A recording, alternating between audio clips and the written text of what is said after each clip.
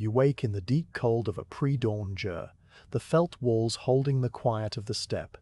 The air inside the small round dwelling is still, heavy with the scent of old wool, dry dung ash, and a faint trace of millet. You lie for a moment beneath a thick layer of furs, feeling the comfortable weight of them, the warmth your body has gathered through the night. Outside, the world is completely silent, no dog stirring, no distant sheep call, only the immense, settled stillness of the grassland at rest.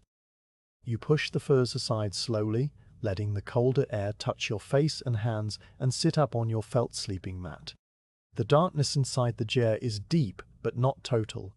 Through the smoke hole overhead, you can see a few bright stars still shining in the ink-black sky. You dress without any hurry, reaching for each piece of clothing in the familiar order. First, a long undershirt of soft, worn wool that slips over your head and settles against your skin.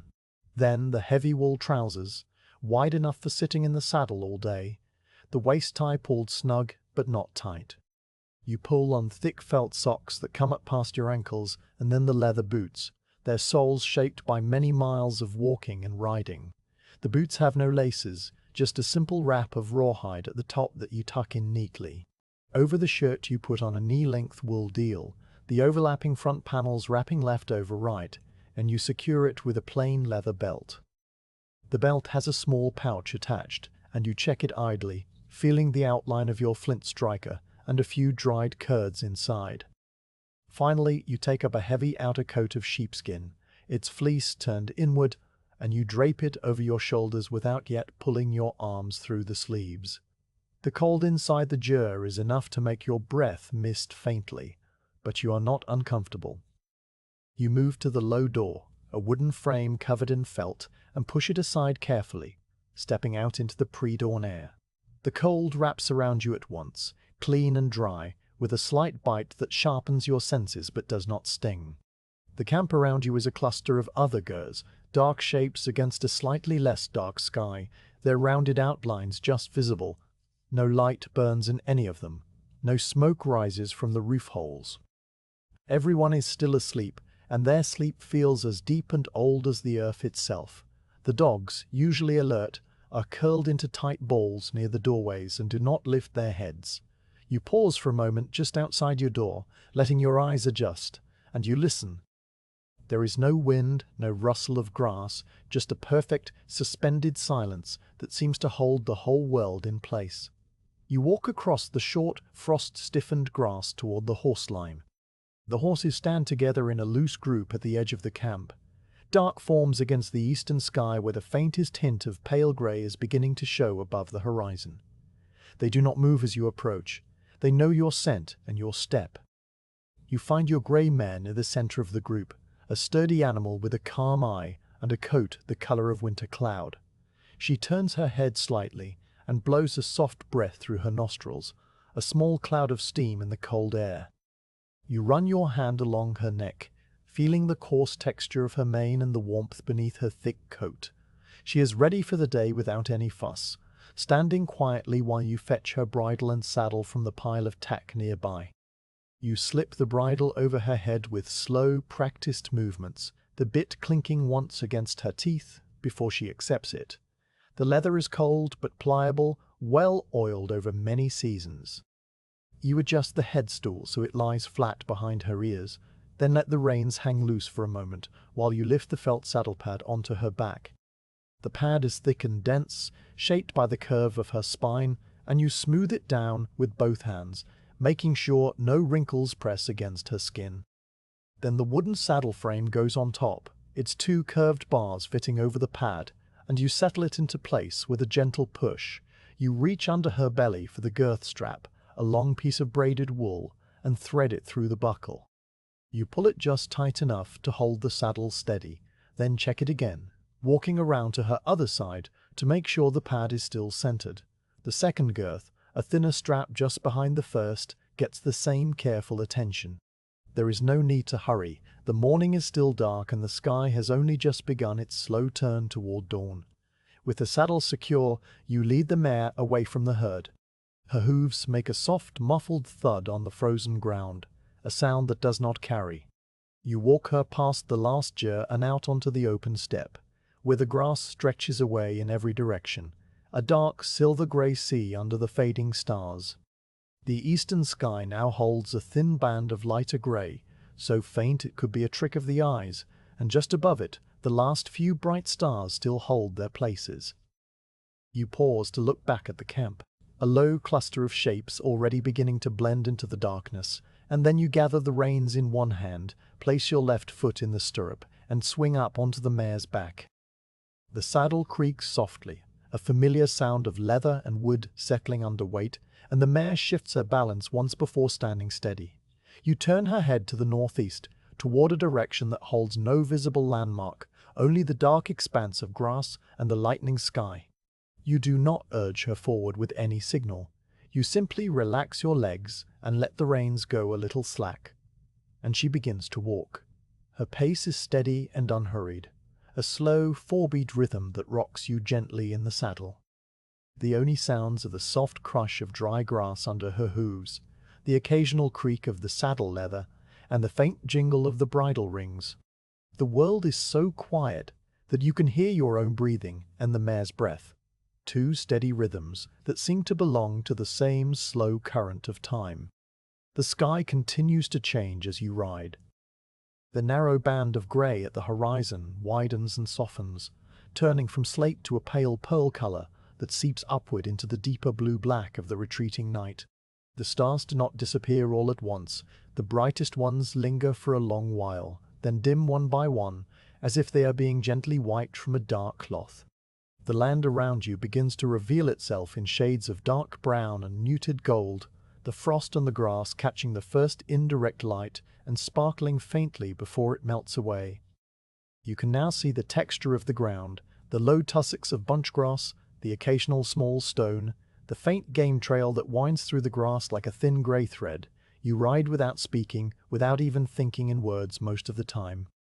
Your mind settles into the rhythm of the mare's walk, a slow, steady pulse that matches the lightening of the sky and the gradual warming of the air. The cold that had felt sharp when you first stepped outside now seems to have softened, or perhaps you have simply grown accustomed to it. The sheepskin coat keeps your body warm, and your hands in their wool mittens rest easily on the saddle pommel.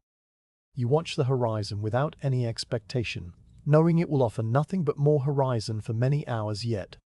After a time, the deep grey of the earth begins to show hints of color, the dry winter grass revealing a pale straw hue, the occasional clump of sagebrush showing a dusty olive green. A low mist rises from a shallow draw to your left, a thin white ribbon that clings to the ground and then fades as the light strengthens. The mare walks on, her ears flicking occasionally to catch some sound you cannot hear, perhaps a distant bird or the rustle of a small animal in the grass. But you hear nothing beyond the steady footfalls and the soft whisper of her tail swishing against her flanks. You pass a solitary boulder, half buried in the earth, its surface covered in pale lichen that glows faintly in the half-light. The mare gives it a brief glance and continues without altering her pace. Beyond the boulder, the steppe opens up again, a wide, empty bowl of land that slopes gently downward and then rises again to a low ridge miles away. You can just make out the ridge now, a darker line against the brightening sky, its top already touched by the first true light of dawn. The sun is not yet visible, but its glow spills over the edge of the world, turning the band of pearl into a wash of pale gold and soft rose. The frost on the grass melts completely as the light spreads, leaving a fine sheen of moisture that catches the colors of the dawn and turns the whole plain into a shimmering, quiet sea. The mare's hooves leave dark, brief prints in the damp soil, prints that will dry and vanish as the sun climbs higher. You feel the slightest warmth on your right cheek now, the first touch of the sun that is still hidden behind the earth's curve. You turn your face slightly toward it, letting the gentle heat settle on your skin, and close your eyes for just a moment. When you open them again, the gold has deepened, and the ridge ahead is now clearly visible. Its slopes covered in the same pale grass, its crest sharp against a sky that has lost all trace of night. The mare's walk does not change. You let the reins slide a little more, giving her complete freedom to choose her path, and she follows the gentle rise of the land without deviating. The creak of the saddle has become a sound you no longer notice, blending into the fabric of the morning. A slight breeze stirs, coming from the north, and it carries the clean, empty smell of the steppe, a smell of dry grass and cold earth and infinite space. It ruffles the mare's mane and tugs softly at the edges of your coat, then dies away as quickly as it came. You notice a small bird, a lark perhaps, rise from the grass a dozen yards ahead, its wings beating rapidly, its song a brief trill that cuts through the silence and then fades as it climbs higher and higher until it becomes a tiny dot against the pale blue. The mare does not react. She has seen 1,000 larks. You watch the bird until it disappears, then let your gaze return to the land ahead, which remains utterly empty, utterly still. The sun finally breaks free of the horizon, a sliver of bright gold that grows quickly into a full round disk, too bright to look at directly. The light floods the steppe, turning the grass to a warm honey color, casting long, soft shadows behind every small clump of brush. Your own shadow stretches out far to the left, a dark rider on a dark horse moving silently across the golden plain. The mare's shadow keeps perfect time with your own, the two shapes joined into one long, flowing silhouette. You feel the sun's warmth now on your back and shoulders, and you loosen the sheepskin coat, pushing it back from your arms, but not removing it entirely. The air is still cool, but the sun promises a mild day.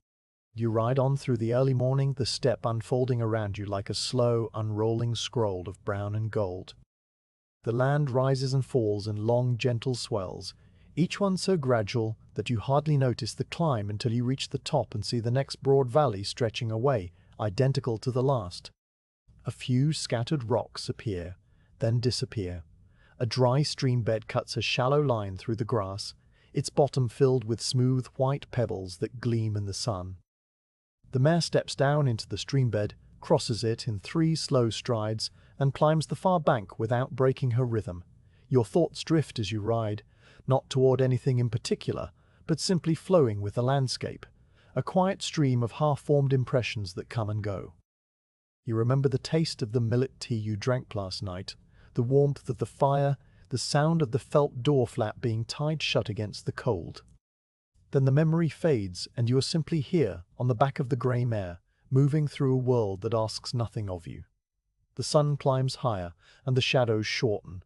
The mare's ears turn forward, then back, then forward again, tracking the small sounds of the morning. A beetle crawls across a pebble and disappears into a crack. A dry seed head detaches from its stem and rolls a few inches in the faint breeze.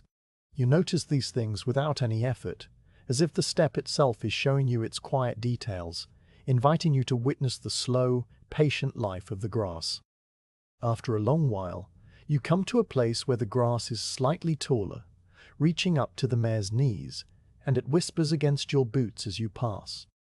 The sound is like the softest exhalation, a continuous hushed note that fills the air and then recedes as the grass grows short again.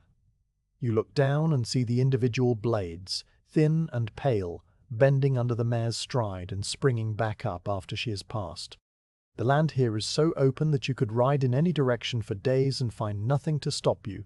No fence, no wall, no boundary, except the sky and the earth meeting at the edge of sight. You stop once, briefly, to let the mare stand and blow. She lowers her head and nibbles at a patch of dry grass, pulling the stems with her lips and grinding them slowly. You lean forward and rest your hands on the saddle pommel, feeling the wood's smoothness, the slight warmth it has absorbed from the sun. The landscape from this small halt looks exactly as it did when you were moving, an endless, peaceful emptiness. You check the girth again, find it still firm, and touch the mare's neck with a light hand. She lifts her head, chews her last mouthful, and waits for your signal to resume. You give it, the slightest shift of your weight, and she walks on. The morning deepens toward midday, though you have no way to mark the exact hour. The sun is now high enough to cast only a small pool of shadow directly beneath the mare's belly. The air warms further, and you remove the heavy sheepskin coat entirely, rolling it into a bundle and tying it behind the saddle with a leather thong. The wool of your deal feels comfortable against your skin, warm but breathable. You take a sip of water from the leather bottle tied to your saddle, the liquid cool and slightly earthy tasting, and then tuck the bottle away again. The mare's pace remains the same, steady walk, a rhythm so constant that it becomes a part of your own breathing. You feel the gentle sway of her shoulders, the slight dip of her back as each hind leg comes forward, the soft jar when her hoof meets the ground. There is no tension anywhere in her body, and so there is no tension in yours. You ride as if you are simply another part of the landscape, no more urgent than the slow drift of a cloud across the sky. The only change is the light itself, which shifts from the clear gold of dawn to a brighter, whiter tone as the sun ascends. The grass loses its honey cast and becomes a more neutral straw color. The sky deepens from pale blue to a richer azure, and the far horizon shimmers faintly with heat haze, a thin, watery distortion that makes the distant ridges appear to float just above the earth. You watch the haze without concern. It is a familiar sight, a sign of a fair day, nothing more. You think for a moment of the great army that will follow, many days behind you, a vast gathering of riders and carts and herds that will cross this same grass in a long, slow wave. But the thought is distant, without any urgency, and it drifts away like the morning mist. Right now, there is only the mare and the steppe and the sun climbing toward its apex. You are a scout, and your job is to ride ahead and see what there is to see. And what there is to see is this endless, calm, beautiful emptiness which you have seen many times before and will see many times again. The morning continues in this way, a quiet, unhurried passage across a land that does not change. The mare's hooves keep their steady beat, the saddle creaks and breathes, the sun warms your shoulders, and the sky arches overhead like a great blue bowl turned upside down upon the earth. You do not hurry because there is nowhere to hurry to. You do not think because there is nothing to think about. You simply ride, and the steppe accepts you as it accepts the wind and the birds and the slow drift of shadows across the grass. The sun comes up slowly, spilling a cool gold across an ocean of short, wind-combed steppe grass. You have been riding for several hours now, and the morning has settled into a deep and steady calm. The mare walks on without any sign of tiring, her head held low and relaxed, her ears flopping gently with each stride. The land around you has opened up so completely that it feels as if you are moving through a shallow bowl of light. The horizon, a perfect circle drawn far away in every direction. The sky, an immense dome of pale blue that presses down upon the grass with a soft, weightless touch. You stop to let the mare blow and to scan the horizon, though the horizon offers nothing but more grass and a few low-rolling hills. She stands with her legs square, her breath coming in slow, deep pulls that steam faintly in the cool air and then vanish. You shift your weight in the saddle and turn your head in a full, unhurried circle, letting your eyes travel along the line where the earth meets the sky. To the north, the grassland runs unbroken to a distant smudge of darker growth that might be a dry watercourse lined with brush. To the south, the same grass, the same pale gold, the same emptiness. East and west offer no variation either, just the steady, gentle undulation of the steppe. A land so open that you can see the curvature of the earth in the way the farthest grass seems to lift slightly, as if the plain were a great, flat disk floating on an invisible sea. The air smells of dry earth and a faint herb sweetness from crushed plants underfoot. You breathe it in slowly, letting it fill your lungs, and it carries no hint of smoke, no trace of animal musk, nothing but the clean, sun-warmed scent of the grass itself. Somewhere nearby, a small patch of wild thyme or sage has been bruised by the mare's hooves, and the fragrance rises around you, faint and pleasant, then fades as she moves on. The breeze, when it comes, is so light that it barely stirs the fine hairs on the back of your hands, yet it brings with it the full, subtle perfume of the steppe, a blend of dry soil, warm grass, and the faintest tang of distant minerals from some exposed ridge you cannot see. You dismount, stretch your legs, and walk alongside the horse for a time, feeling the ground's gentle unevenness. The dismount is slow and easy, your right leg swinging over the saddle while the mare stands perfectly still, as if she knew your intention before you moved. Your boots touch the ground with a soft thump, and the solid earth feels good under your feet after hours in the saddle. You gather the reins loosely in one hand and begin to walk, and the mare follows without hesitation, her head now level with your shoulder, her breath warm against your sleeve. The ground beneath you is not perfectly flat, as it appeared from the saddle, but is instead a subtle landscape in miniature, a series of low swells and shallow dips, small stones half buried in the soil, tiny cracks in the earth where the last rains dried and left behind a delicate web of fissures. You step over these without thinking, your boots finding their own path, and the mare steps around the same obstacles with a matching, quiet care. The mare grazes in small, unhurried mouthfuls as you walk. She dips her head to crop a tuft of grass, chews with a slow, grinding motion of her jaw, takes another step, and crops again. The tearing sound of the grass stems is soft, a gentle rip that blends with the whisper of the wind. You watch her for a moment, noting the way her lips move delicately over the grass, selecting the best blades, leaving the coarser ones untouched. Her teeth make a faint grinding sound, a steady, rhythmic noise that is as calming as the sound of water over stones. She swallows, dips her head again, and the quiet rhythm continues without interruption. A single hawk appears overhead, circles once without calling, and vanishes into the blue.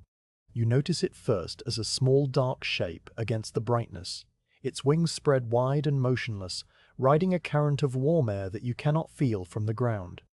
It spirals in a slow, perfect circle, its shadow flickering across the grass far to your left, a swift, dark ghost that races over the tussocks and vanishes as the hawk climbs higher.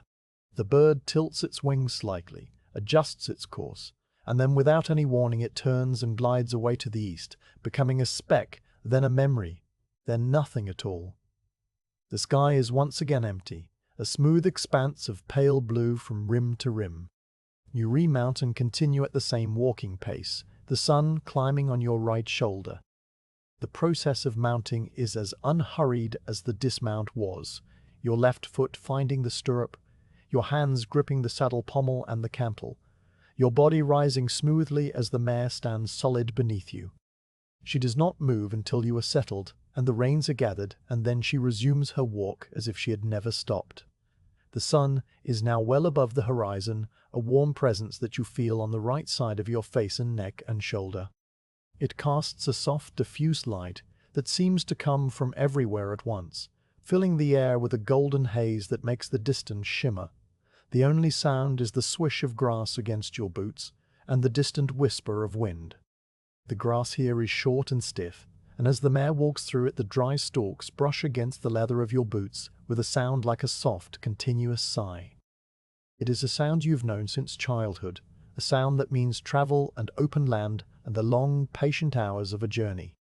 The wind, when it rises, is a low murmur that passes over the grass in visible waves, bending the stalks in a rippling pattern that moves across the plain like a ghostly hand. You watch the waves approach from the north, see the grass bow and straighten, feel the brief coolness on your cheek, and then the wind is past and the grass stands still again. The sun climbs higher and the colors of the steppe begin to change. The pale gold of early morning deepens into a richer, warmer hue like old honey or polished amber. The shadows of the grass clumps grow shorter and sharper, dark pools of brown that huddle close to the base of each tussock. The sky shifts from pale blue to a deeper azure, and high overhead a few thin clouds appear, stretched into long feathery lines that seem to have been painted there by a single unhurried brushstroke.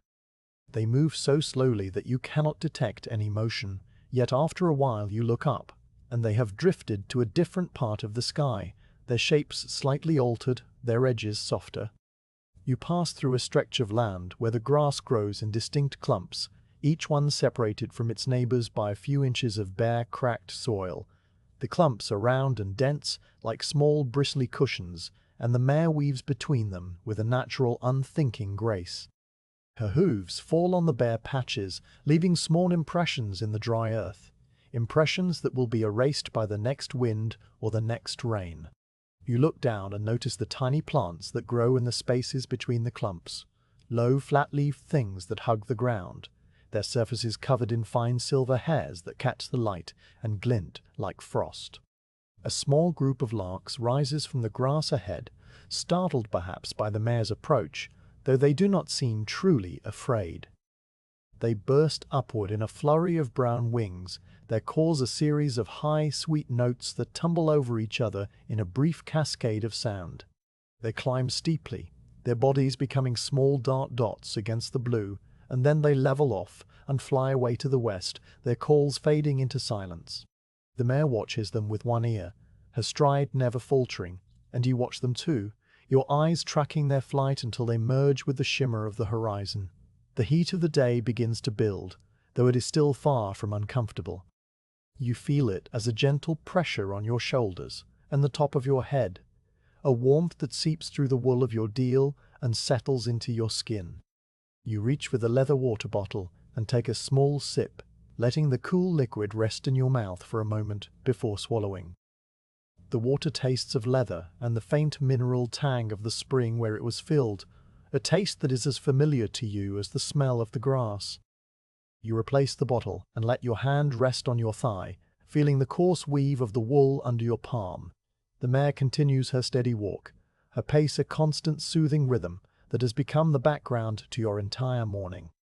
You feel the gentle sway of her body, the slight rise and fall of her shoulders, the soft jar when her front hoof meets a slight rise in the ground. Her mane sways from side to side in time with her stride, a slow, hypnotic pendulum of coarse grey hair. You notice the way the light catches the individual strands, turning some to silver and others to a darker charcoal, and the way the wind lifts the finer hairs and lets them fall again. The landscape shifts almost imperceptibly as you ride. The low rolling hills you noticed earlier are closer now, their slopes rising gently from the flat plain, their crests rounded and smooth. They are covered in the same short grass, but here and there a few rocks protrude from the soil, weathered and ancient, their surfaces cracked and pitted by countless seasons of frost and sun. The mare alters her course slightly to avoid a patch of stony ground, choosing instead a line of softer soil that runs along the base of the nearest hill. You let her choose. She knows the best footing better than you do. You come to a place where a small gully cuts through the grass, a shallow groove in the earth that might carry water during the spring melt, but is now completely dry. The sides are low and sloping, easy for the mare to navigate, and she steps down into it with the same steady care she shows for every change in terrain. The soil at the bottom is finer and darker than the surrounding ground, and a few small pebbles have collected there, rounded and smooth from some ancient flow of water. The mare's hooves crunch softly on these pebbles, a sound that is different from the swish of grass, a quiet grinding crunch that lasts only a few steps before she climbs the far bank and the grass resumes its whispering. The sun is now approaching its midday height, and the warmth has become more pronounced. You loosen the collar of your deal, letting the air reach your neck, and you push your sleeves up just past your wrists. The skin of your forearms is weathered and brown from many days under this same sun, and the fine hairs there are bleached nearly white. You feel the sun on your skin, and it is a familiar, comfortable heat, not the fierce burning of summer, but the gentle warmth of late spring on the steppe. You stop again, briefly at the top of a low rise that gives you a slightly longer view of the surrounding land. From here, you can see the next several miles of your route, a broad, shallow valley that stretches between two lines of low hills, its floor covered in the same pale grass, its center marked by a thin line of darker green that suggests a seasonal watercourse. There are no animals visible, no herds of gazelle or wild horses, no distant dust clouds that would indicate riders. The valley is as empty and peaceful as everything else you have seen today. The mare stands patiently while you look, her sides rising and falling with her slow, deep breaths. After a minute or two, you give her the signal to move on, and she descends the gentle slope into the valley without any change in her steady pace.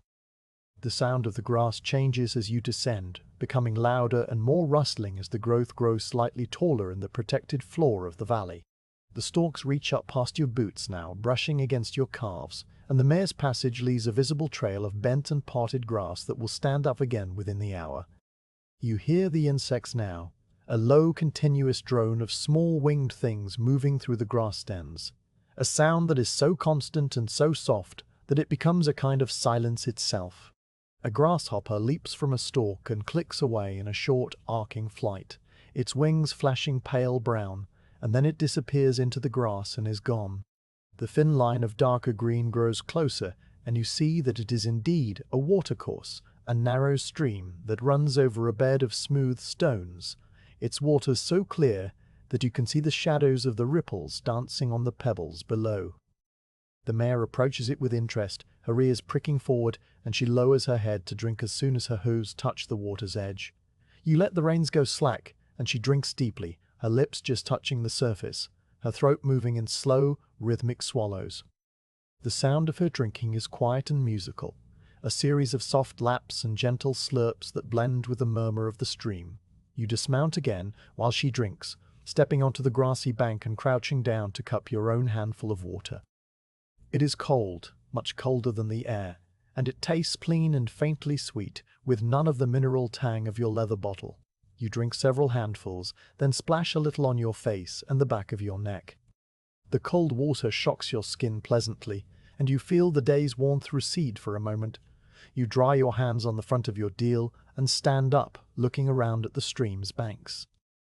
They are lined with a different kind of grass, greener and softer, and a few low bushes grow in the wet soil, their leaves small and dark.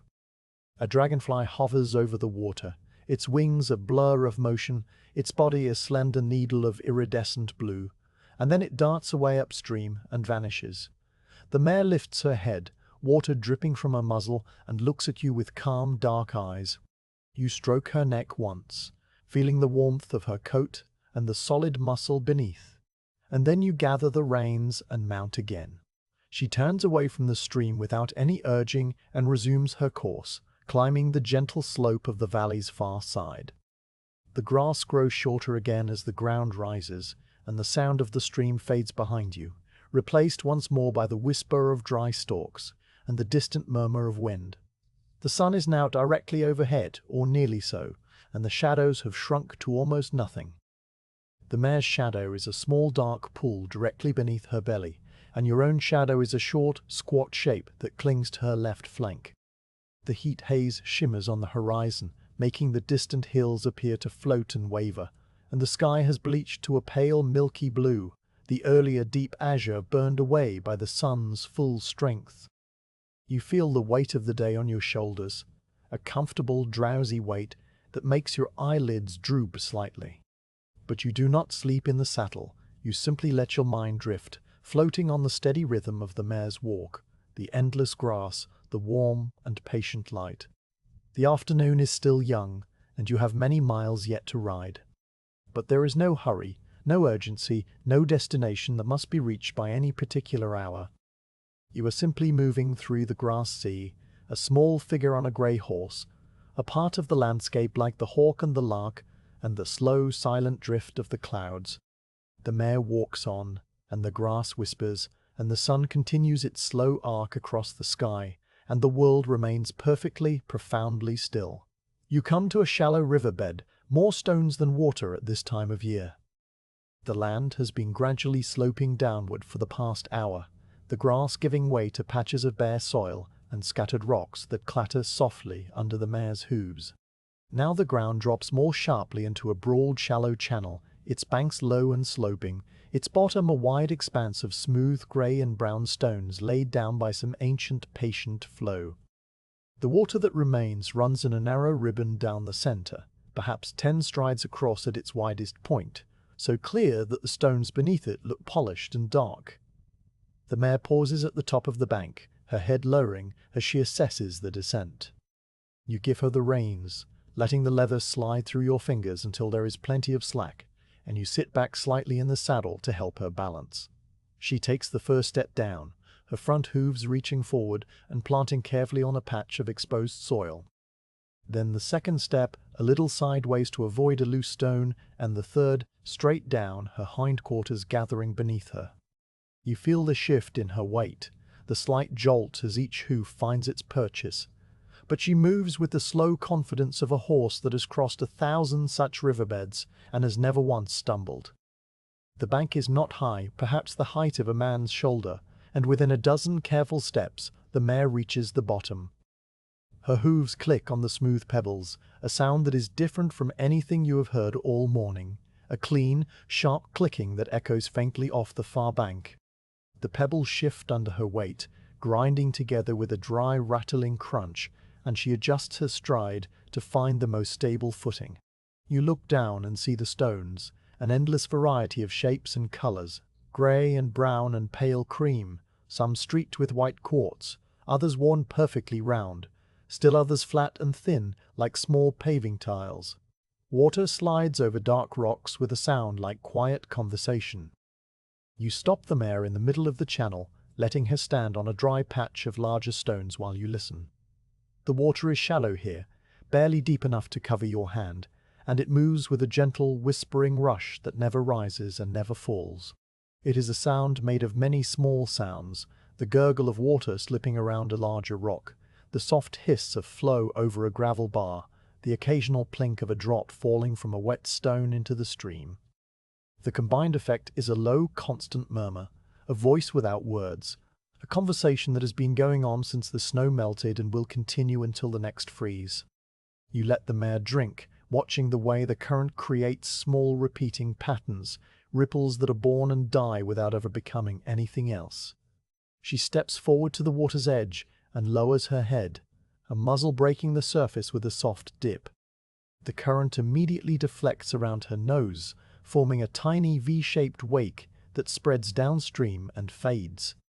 Her throat moves in steady swallows, each one a gentle pulse visible beneath her jaw, and the water she drinks is replaced instantly by more water from upstream, the surface closing over the spot where she drank as if she had never been there.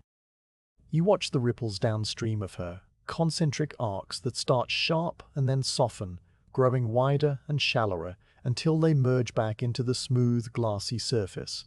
A floating leaf, brown and curled, drifts past and spins once in an eddy, before continuing on its way. While the mare drinks, you look upstream and see how the water twists through the stones, finding the lowest path, dividing around larger rocks and rejoining on the far side. The sun catches the surface in bright, dancing points of light that flicker and shift, never still, a constant play of brilliance on the moving water. A small fish, no longer than your finger, darts from the shadow of a rock and hangs in the current for a moment, its tail fin flicking rapidly, and then it vanishes back into the darkness under the stone. You notice the moss on the larger rocks, a dark green velvet that grows only on the downstream side, where the current is gentlest, and the tiny water insects that skate across the surface on legs so fine they barely dimple the water. The mare lifts her head, water dripping from her chin in a thin stream of silver droplets. She sighs, a deep, contented sound, and then turns her head to look at you with one dark eye, waiting. You give her a moment longer to rest, then gather the reins and guide her toward the far bank. The crossing of the stream itself is only a few strides, the water splashing softly around her fetlocks, the sound deeper and more liquid than the clicking of the dry stones. You feel the slight coolness that rises from the water, a gentle freshness against your face, and then the mare is climbing the far bank, her hooves finding the same careful purchase. On the far bank, a narrow game trail leads up through thicker brush. The trail is a faint line of bare earth winding between clumps of willow and low-growing shrubs, its surface packed hard by the hooves of animals that have come to drink at the riverbed. The brush here is taller than anything you have seen since leaving camp, reaching up to the mare's shoulders in places, its branches dense and twiggy, some of them bearing small green leaves that have only recently unfurled. The air in the brush is cooler and stiller, sheltered from the breeze, and it smells different too, a rich, damp smell of leaf mold and green growth and the faint sweetness of willow bark. You follow the game trail slowly, branches brushing your sleeves without catching. The mare walks, with her head slightly raised, her ears swiveling to catch the small sounds of the brush, the rustle of a hidden bird, the scratch of a twig against another twig, the soft thump of a falling leaf. The trail twists and turns, following the path of least resistance, and you duck once under a low-hanging branch, feeling the leaves brush lightly across the top of your head. The branch springs back after you pass, and the mare's tail swishes once, a casual flick that stirs the air. The game trail climbs steadily, rising away from the riverbed, and as it climbs the brush begins to thin. The willows become shorter and more scattered, replaced by tough, low shrubs with woody stems and small grey leaves. The ground underfoot changes from packed earth to loose soil mixed with gravel, and the mare's hooves make a soft scratching sound with each step. You see the tracks of other animals in the soil, the cloven prints of wild sheep, the smaller, delicate prints of foxes, and once the hand-like print of a badger, its long claw marks clearly visible. All the tracks are old, their edges softened by wind, and none of them suggest any recent passage. The trail opens again onto higher ground where the steppe stretches on, completely unchanged. The transition is sudden, the brush ending at an invisible line where the soil becomes too dry and the wind too constant for anything but grass. You emerge from the last scattered shrubs and find yourself once again on the open plain. The sky huge overhead, the horizon a perfect circle, the grass rippling in the breeze like a pale ocean. The riverbed behind you is hidden now, folded into the landscape as if it never existed, and only the darker line of brush that follows its course gives any hint of its presence. You pause at the top of the rise and turn in the saddle to look back. From this small elevation you can see the riverbed as a winding green crease across the steppe, its course marked by the line of willows and brush that grow along its banks. It snakes away to the northwest and southeast, a thin ribbon of darker growth in an otherwise uniform sea of pale grass. The water itself is invisible from here, hidden beneath the overhanging brush, but you know it is there, still murmuring its quiet conversation to the stones, still carrying its small fish and floating leaves downstream to some distant lake or larger river. You note in your mind the position of the crossing for the report you will never have to give in a hurry. The landmarks are simple: a large, flat-topped boulder on the near bank, grey with a streak of white quartz running through its center, and a solitary dead tree on the far side, its bare branches reaching up like thin, dark fingers against the sky. Anyone riding this way will see these markers and know where to descend into the channel, where the water is shallowest, where the banks are gentlest. You do not write anything down. You simply look at the boulder and the dead tree, let their images settle into your memory, and then turn the mare away. The steppe ahead is identical to the steppe behind, a broad, gently rolling plain covered in the same short wind-combed grass, stretching to the horizon in every direction. The sun is now well past its peak, beginning its long, slow descent toward the west, and the light has taken on the faintest golden tint, a hint of the warm colors that will deepen as evening approaches. The mare resumes her steady walking pace without any signal, her head dropping back into its relaxed position, her ears flopping gently, and the rhythm of the ride picks up again as if it had never been interrupted. You settle into the saddle and let your body move with the mare's motion, a gentle sway that has become so familiar you no longer notice it. The crossing is behind you, the riverbed already fading into the sameness of memory, and the afternoon stretches ahead, long and peaceful and utterly without event. You take a sip from your water bottle, feel the cool liquid slide down your throat, and then replace the bottle and rest your hand on your thigh. The mare walks on, the grass whispers, and the sun continues its slow arc across the sky. The world remains exactly as it was, quiet and vast and patient, asking nothing of you but to ride and to see. The land now tilts into a long, featureless plain where nothing grows taller than a hand's width. You notice the change first as a subtle shift in the mare's gait, a slightly longer reach in her front legs as the ground begins to slope downward. Then the slope levels out, and you are on the flat, the true flat, a plain so smooth and vast that it seems to pull the sky down around you like a great blue bowl. The grass here is the shortest you have seen all day, a dense, even carpet of pale green-grey blades that barely brush the mare's fetlocks. There are no hills on the horizon, no rocks, no dark lines of brush, nothing to break the perfect circle of the earth meeting the sky. You point the mare due south, following no visible path, only the general sense of direction that lives in your bones. The sun is now slightly behind your left shoulder, warm on the back of your neck and the outer edge of your ear. You do not need to check the sun's position or look for landmarks. The direction is simply there, a quiet certainty that guides your hand on the reins and the mare's steady walk. She seems to feel it too, her course unwavering, her hooves placing themselves one after another in a straight, unbroken line that stretches back across the plain like a single thread drawn through pale cloth.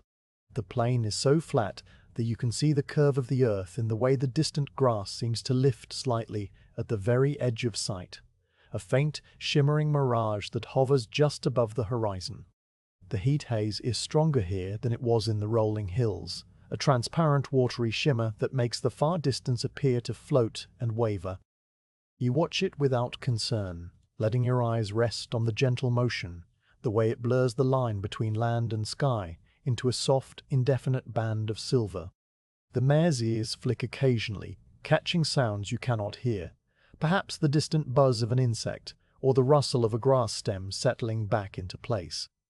The sun climbs to its highest point, and the shadows shrink to nothing beneath the horse's belly. You feel the full weight of midday on your shoulders, a warm, heavy pressure that seeps through your wool deal and settles into your skin. The air is perfectly still, no breeze at all, and the only movement in the whole vast landscape is the mare's slow walk and the faint shiver of heat above the grass. Your shadow, when you look down, is a small dark pool directly under the mare, a shapeless blot that clings to the ground and offers no relief from the light. You pause at midday to share a handful of dried curd and a few mouthfuls of water from your leather bottle. The mare slows to a stop without any signal, as if she knows the time as well as you do. You dismount, feeling the solid earth through your boots, and lead her to a patch of slightly taller grass where she can graze. She lowers her head immediately, tearing the dry stems with a soft, ripping sound, grinding them with a slow, steady motion of her jaw. You sit down on the ground, your back against a sun-warmed rock, the only rock visible in any direction, a low, flat-topped stone that has been weathered smooth by countless seasons of wind and sun. The rock is warm against your back, its surface rough and granular, and you feel the heat of it through your wool deal. You reach into the pouch on your belt and take out a small handful of dried curd, pale white chunks that are hard and crumbly. You place one in your mouth and let it soften, the sharp, salty taste spreading slowly over your tongue.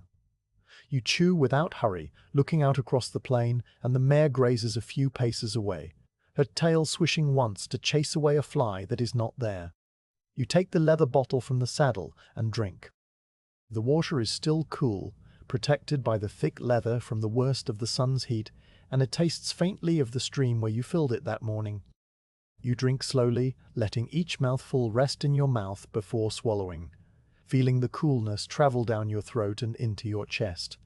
When you have had enough, you pour a small amount into your cupped palm and offer it to the mare.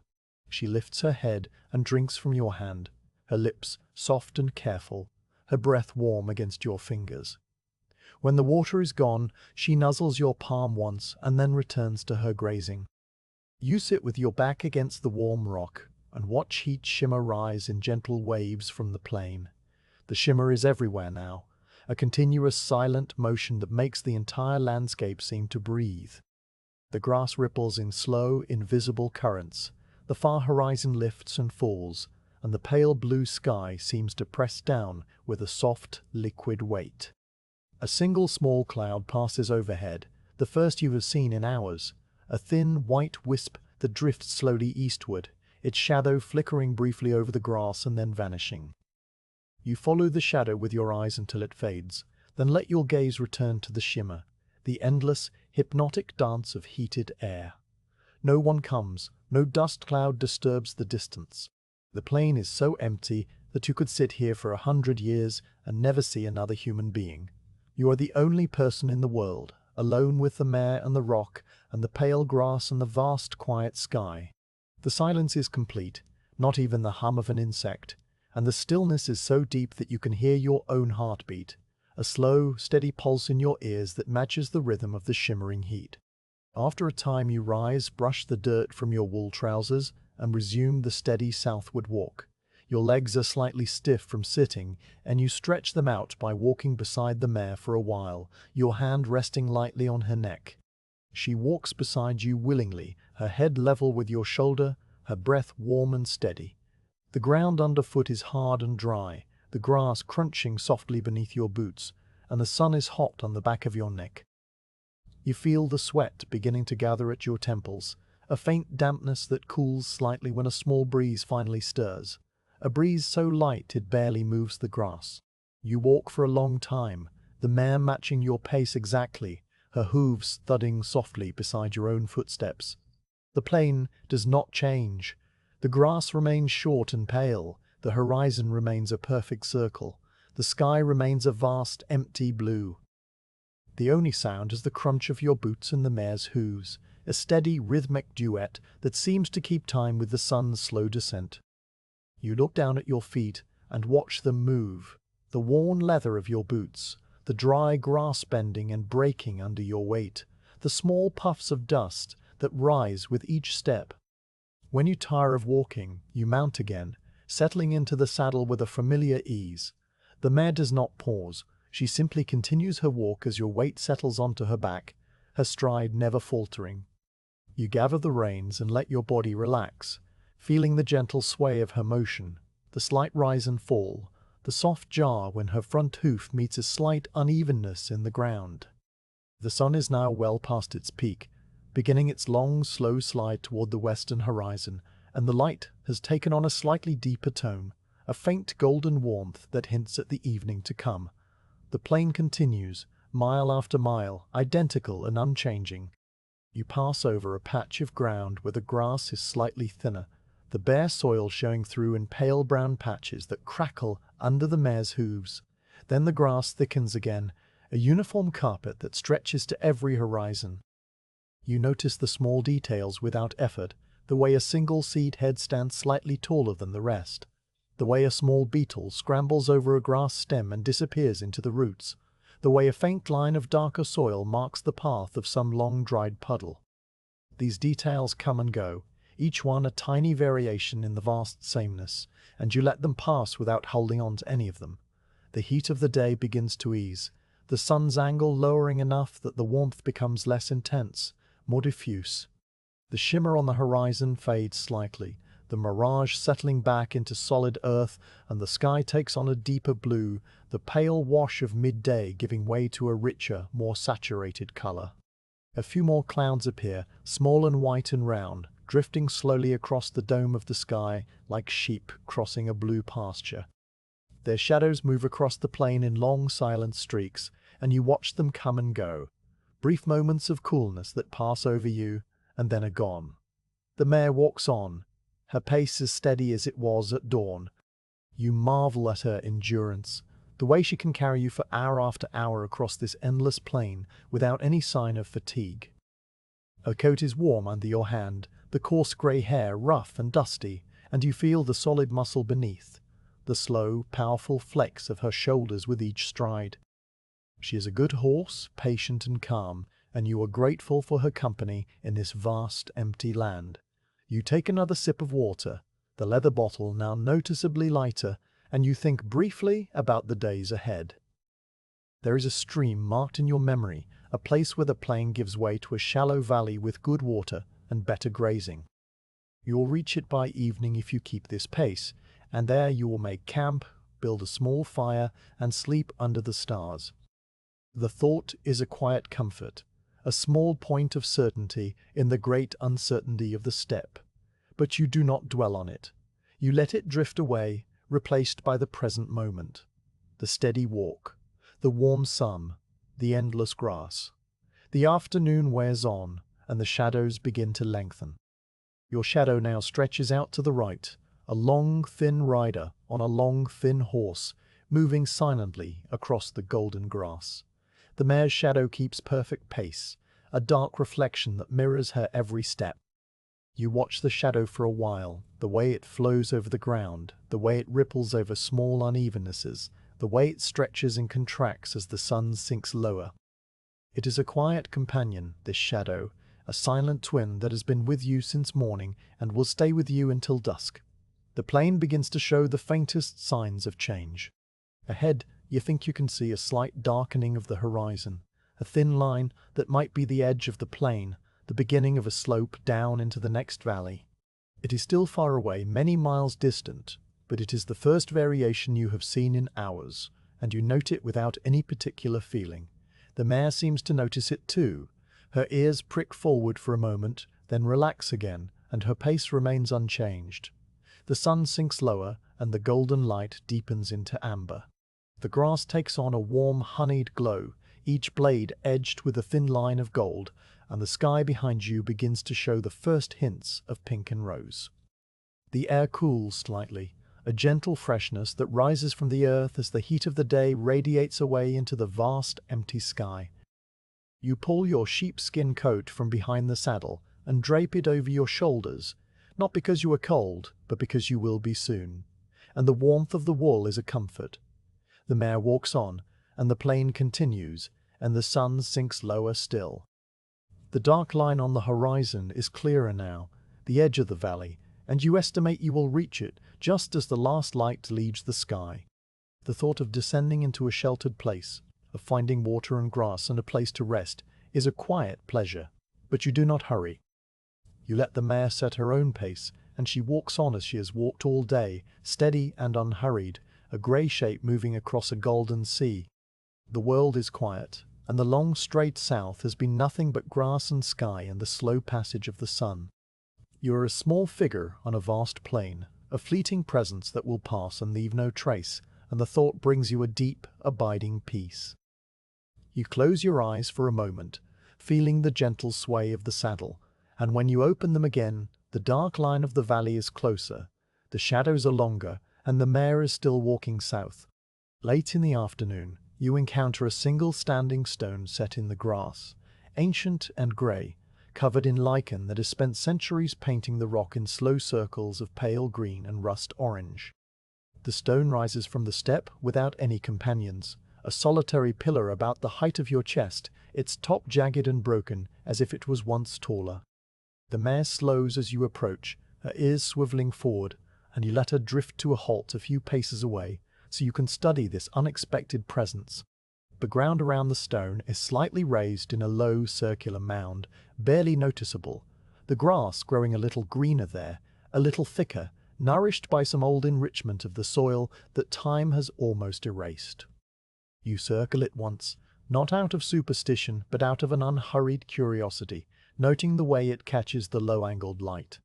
The mare walks with you, her hooves making soft thuds on the packed earth, her breath a warm cloud in the cooling air. As you move around the stone, the light shifts across its surface, illuminating first one patch of lichen and then another, the orange blooming brighter on the sunlit side while the shaded face turns dark grey and cool. The lichen itself is a world in miniature, tiny overlapping scales that form rosettes and whorls, some pale silvery green, others a deep rust that seems to glow from within. You reach out and touch the surface gently with your fingertips, feeling the slightly rough texture, the coolness of the stone, the subtle crustiness of the lichen that crumbles just a little under light pressure. The mare sniffs the stone's base and finds nothing of interest. She lowers her muzzle to the mound and snuffles briefly, her nostrils flaring, then lifts her head and looks off across the steppe with the patient indifference of an animal that has seen many strange human markers and has never been impressed by any of them. You smile slightly at her reaction and continue your slow circuit, counting the visible faces of the stone, noting a long vertical crack that runs from top to bottom on the north side, a crack that is filled with wind-blown soil and now hosts a tiny tuft of grass growing sideways out of the gap. Life finds its way into every crevice on the steppe, you think, and the thought is a quiet, unremarkable one that passes through your mind like a cloud. Beyond the stone, a small herd of wild gazelles lift their heads, watch you for a long moment, then return to grazing as if you were just another part of the landscape. They are perhaps 100 paces away, a loose scattering of pale brown shapes against the pale brown grass, their white bellies flashing briefly when they turn. You had not noticed them before, so still were they, so perfectly blended into the monotone of the plain.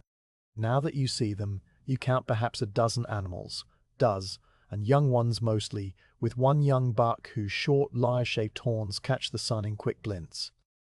They are not afraid. They have seen lone riders before, and have learned that a single horse and human moving at a walk is no threat. One of the does lowers her head and nibbles at a tuft of grass, her jaw moving in a slow sideways grind. Another flicks her tail and takes a few steps away from the group, then stops and looks back at you again before resuming her grazing.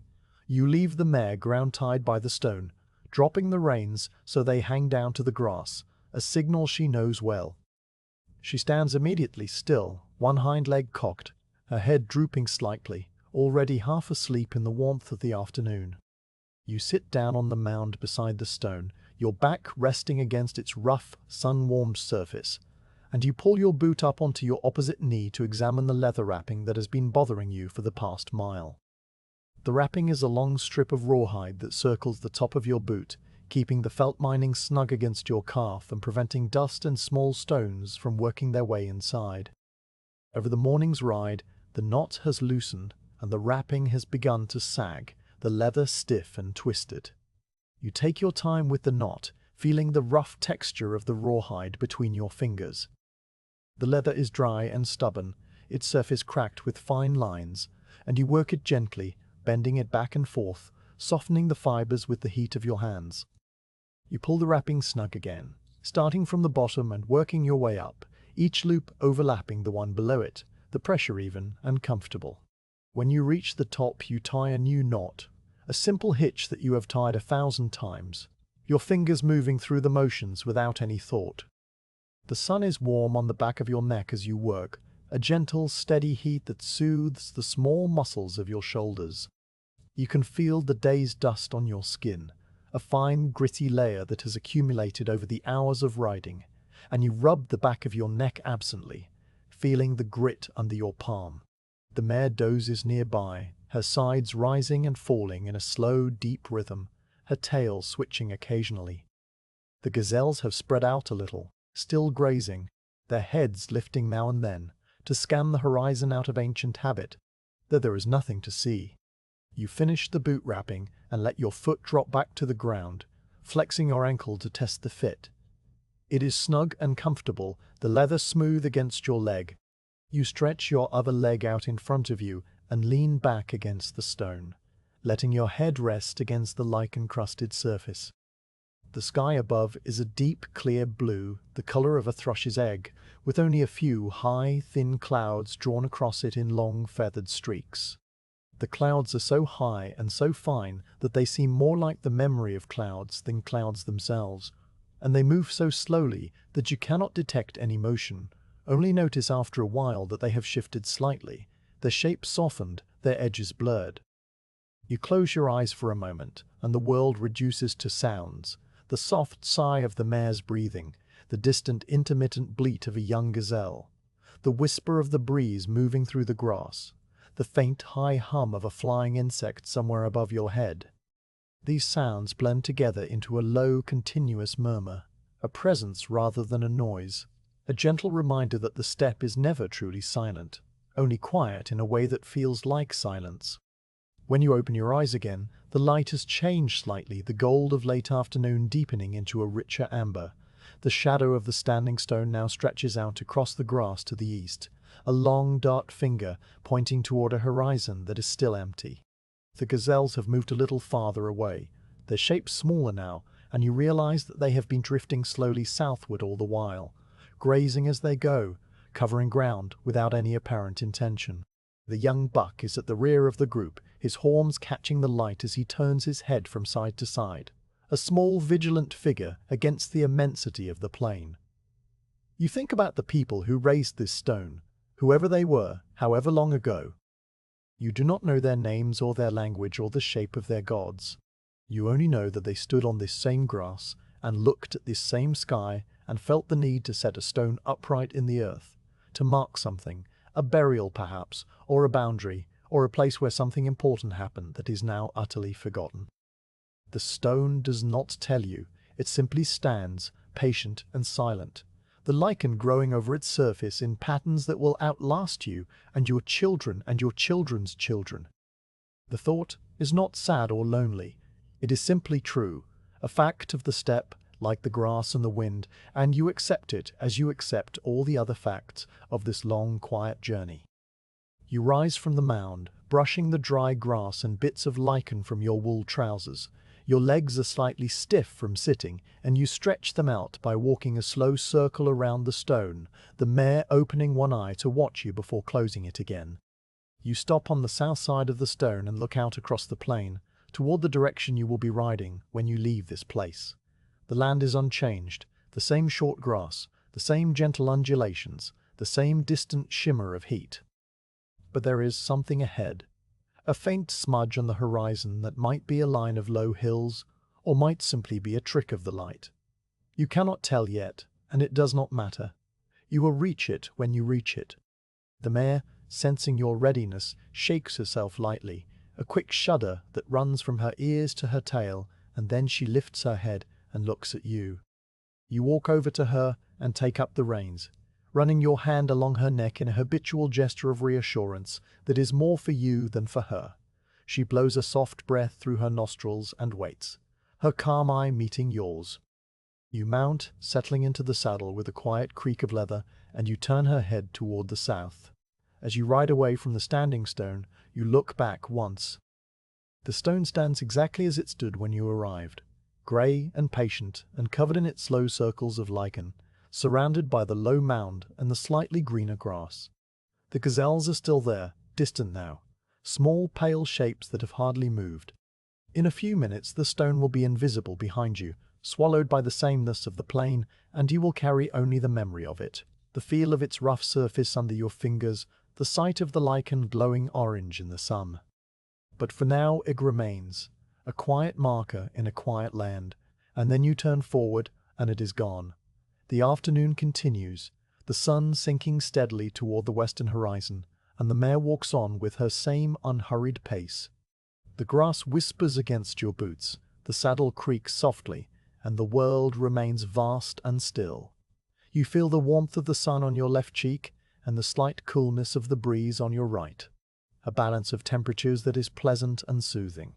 The sky ahead begins to take on the faintest hint of pink near the horizon, a blush that will deepen as the sun drops lower, but for now it is just a suggestion, a quiet promise of the sunset to come. You pass through a stretch of land where the grass grows in distinct, widely spaced clumps, the bare soil between them cracked into a mosaic of small, irregular polygons. The mare's hooves crunch on the dry soil, and small puffs of dust rise with each step. The clumps of grass are tough and wiry, their blades a pale silvery green that catches the light, and they brush against the mare's legs with a soft, rustling sound. You notice a small lizard basking on a flat stone, its body pressed flat to absorb the last warmth of the day, and it darts away as your shadow passes over it, a quick flicker of movement that vanishes into a crack in the soil. The lizard reminds you of other small lives on the steppe, the beetles and the larks and the tiny rodents that live in burrows hidden among the grass roots. They are all around you, invisible but present, living their quiet, busy lives while you pass overhead like a slow-moving cloud.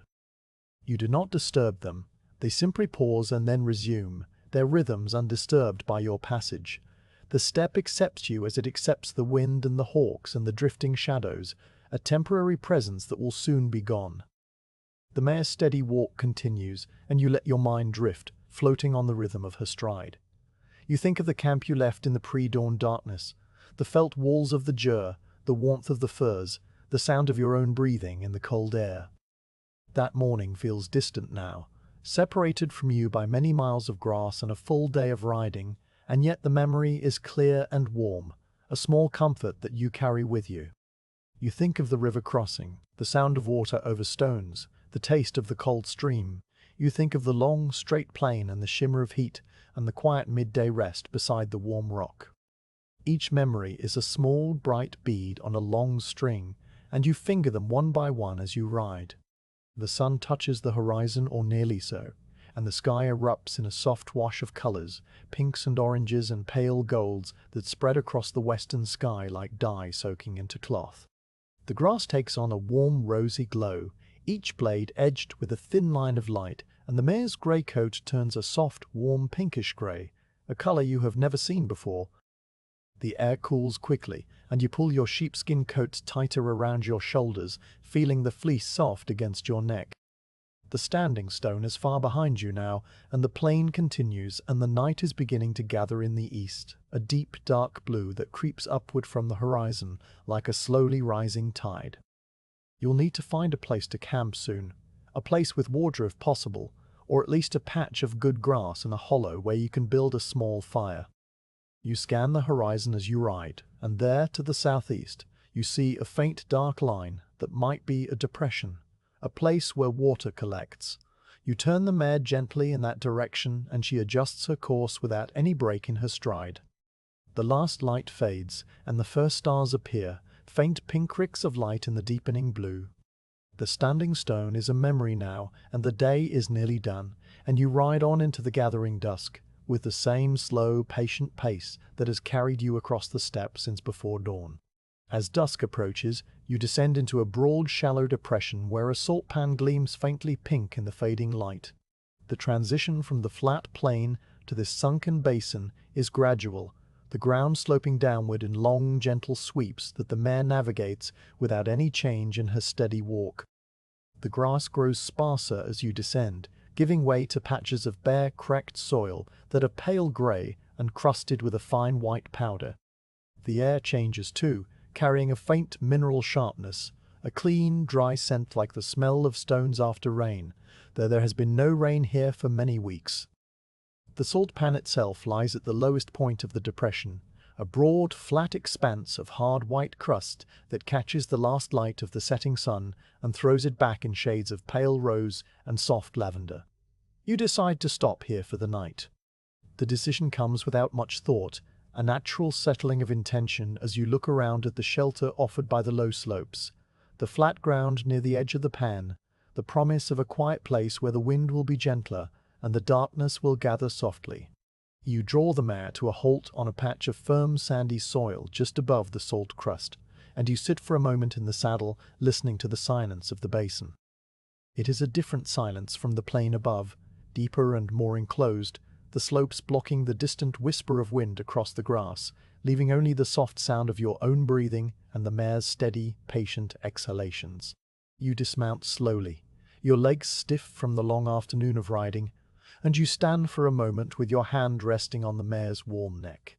She turns her head slightly and nudges your shoulder with her nose, a gentle, familiar gesture that asks for nothing in particular. You stroke the coarse hair of her forehead and then set to work, the routine of making camp a comfort in itself, a series of small, familiar tasks that will occupy your hands until the darkness is complete. You unsaddle the mare first, unbuckling the girth straps with fingers that move through the motions without any need for thought. The girth comes loose with a soft sigh of released pressure, and you lift the saddle frame away from her back, setting it carefully on the ground, with the felt pad draped over it to air. The mare shakes herself, a full-body shudder that starts at her ears and ripples all the way to her tail, and then she drops her head and begins to graze on the sparse, salt-tolerant grasses that grow at the edge of the pan. You leave her to it while you take the hobbles from your saddlebag, short lengths of braided wool with leather cuffs that you buckle loosely around her front fetlocks. The hobbles will let her walk slowly, finding the best grazing, but will prevent her from wandering far in the night. She accepts them without fuss, lifting each foot in turn as you ask, and then she returns to her grazing with the quiet patience of a horse who knows this routine as well as you do. With the mare settled, you turn your attention to the campsite. You choose a spot on a slight rise of sandy soil, just high enough that any moisture from the salt pan will not seep up during the night. The ground is level and clear of stones, and you scrape away a few loose twigs and dry grass stems with the side of your boot. The soil is soft and fine, easy to shape, and you dig a shallow pit for the fire using your heel and the flat edge of a stone, scooping out a small hollow that will contain the flames and reflect the warmth back toward your sleeping place. You gather fuel for the fire, walking a slow circuit of the basin edge. There is not much to burn here, the vegetation sparse and low, but you find enough dry dung scattered among the grass clumps, the flat, fibrous patties left by wild asses or perhaps gazelles that have passed through this basin in the days before you.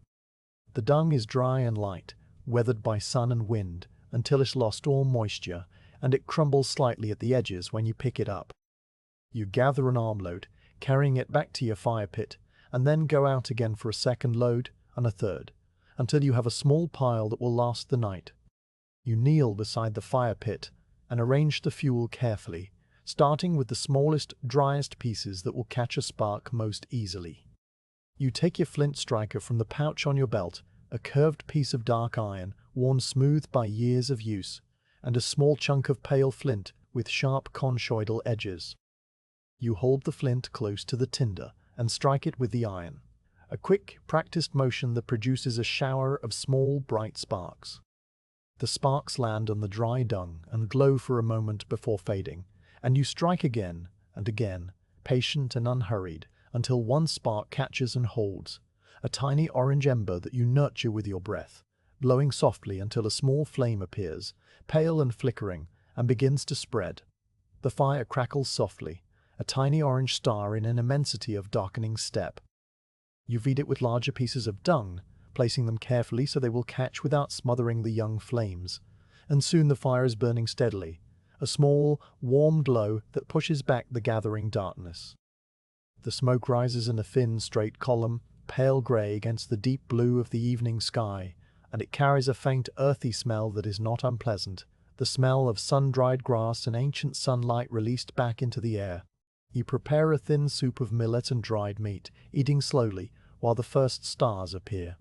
Your cooking pot is a small, battered copper vessel that hangs from a simple iron tripod over the fire, and you fill it with water from your leather bottle, adding a handful of millet grains and several strips of dried mutton that you cut into small pieces with your belt knife.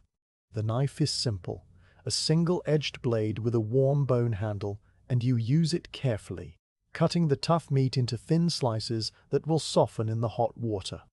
You hang the pot on the tripod and settle back to wait, watching the water slowly begin to bubble around the edges, the millet grains swirling in the gentle current, the meat darkening and softening as it cooks. The mare grazes nearby, the sound of her chewing steady and calming. She has wandered perhaps 30 paces away, hobbled but content, and you can hear the soft rip of grass stems and the slow grind of her teeth, a rhythm as constant and soothing as the crackle of the fire. She lifts her head occasionally to look at you, her dark eyes catching the firelight in small, brief reflections, and then she returns to her grazing, satisfied that all is well. The soup begins to simmer, a gentle bubbling that sends small puffs of steam into the cool evening air. The smell rises with the steam, a warm, savory scent of cooked grain and meat that makes your stomach tighten with a hunger you had not noticed during the long day of riding.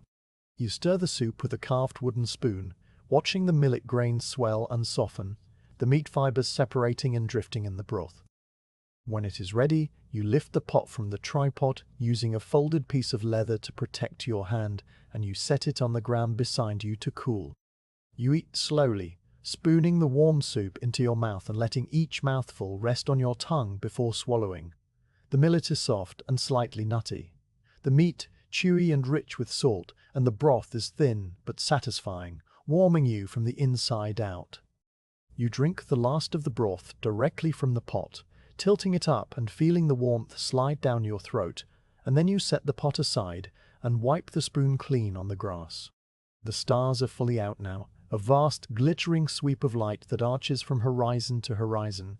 The Milky Way appears as a broad, dusty road of light, its edges soft and diffuse, its center dense with countless tiny points of brilliance. You tilt your head back and look at it for a long while, tracing its path across the sky, noting the familiar constellations that your people have named for generations.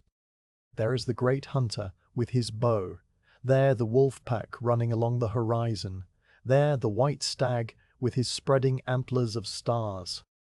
The names come to you without effort, Old stories that you learned as a child sitting outside a jur, very like the one you left this morning, listening to the voices of your elders as they pointed upward into the darkness.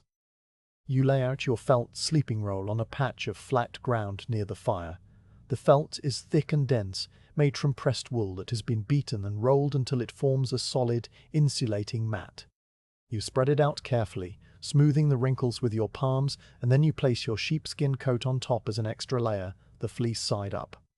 Your saddle becomes a pillow, the felt pad folded over the wooden frame to make a firm but yielding support for your head. You arrange these things with the same slow, methodical care that you have given to every task of the day, and when you are finished, you step back and look at your small camp with a quiet satisfaction.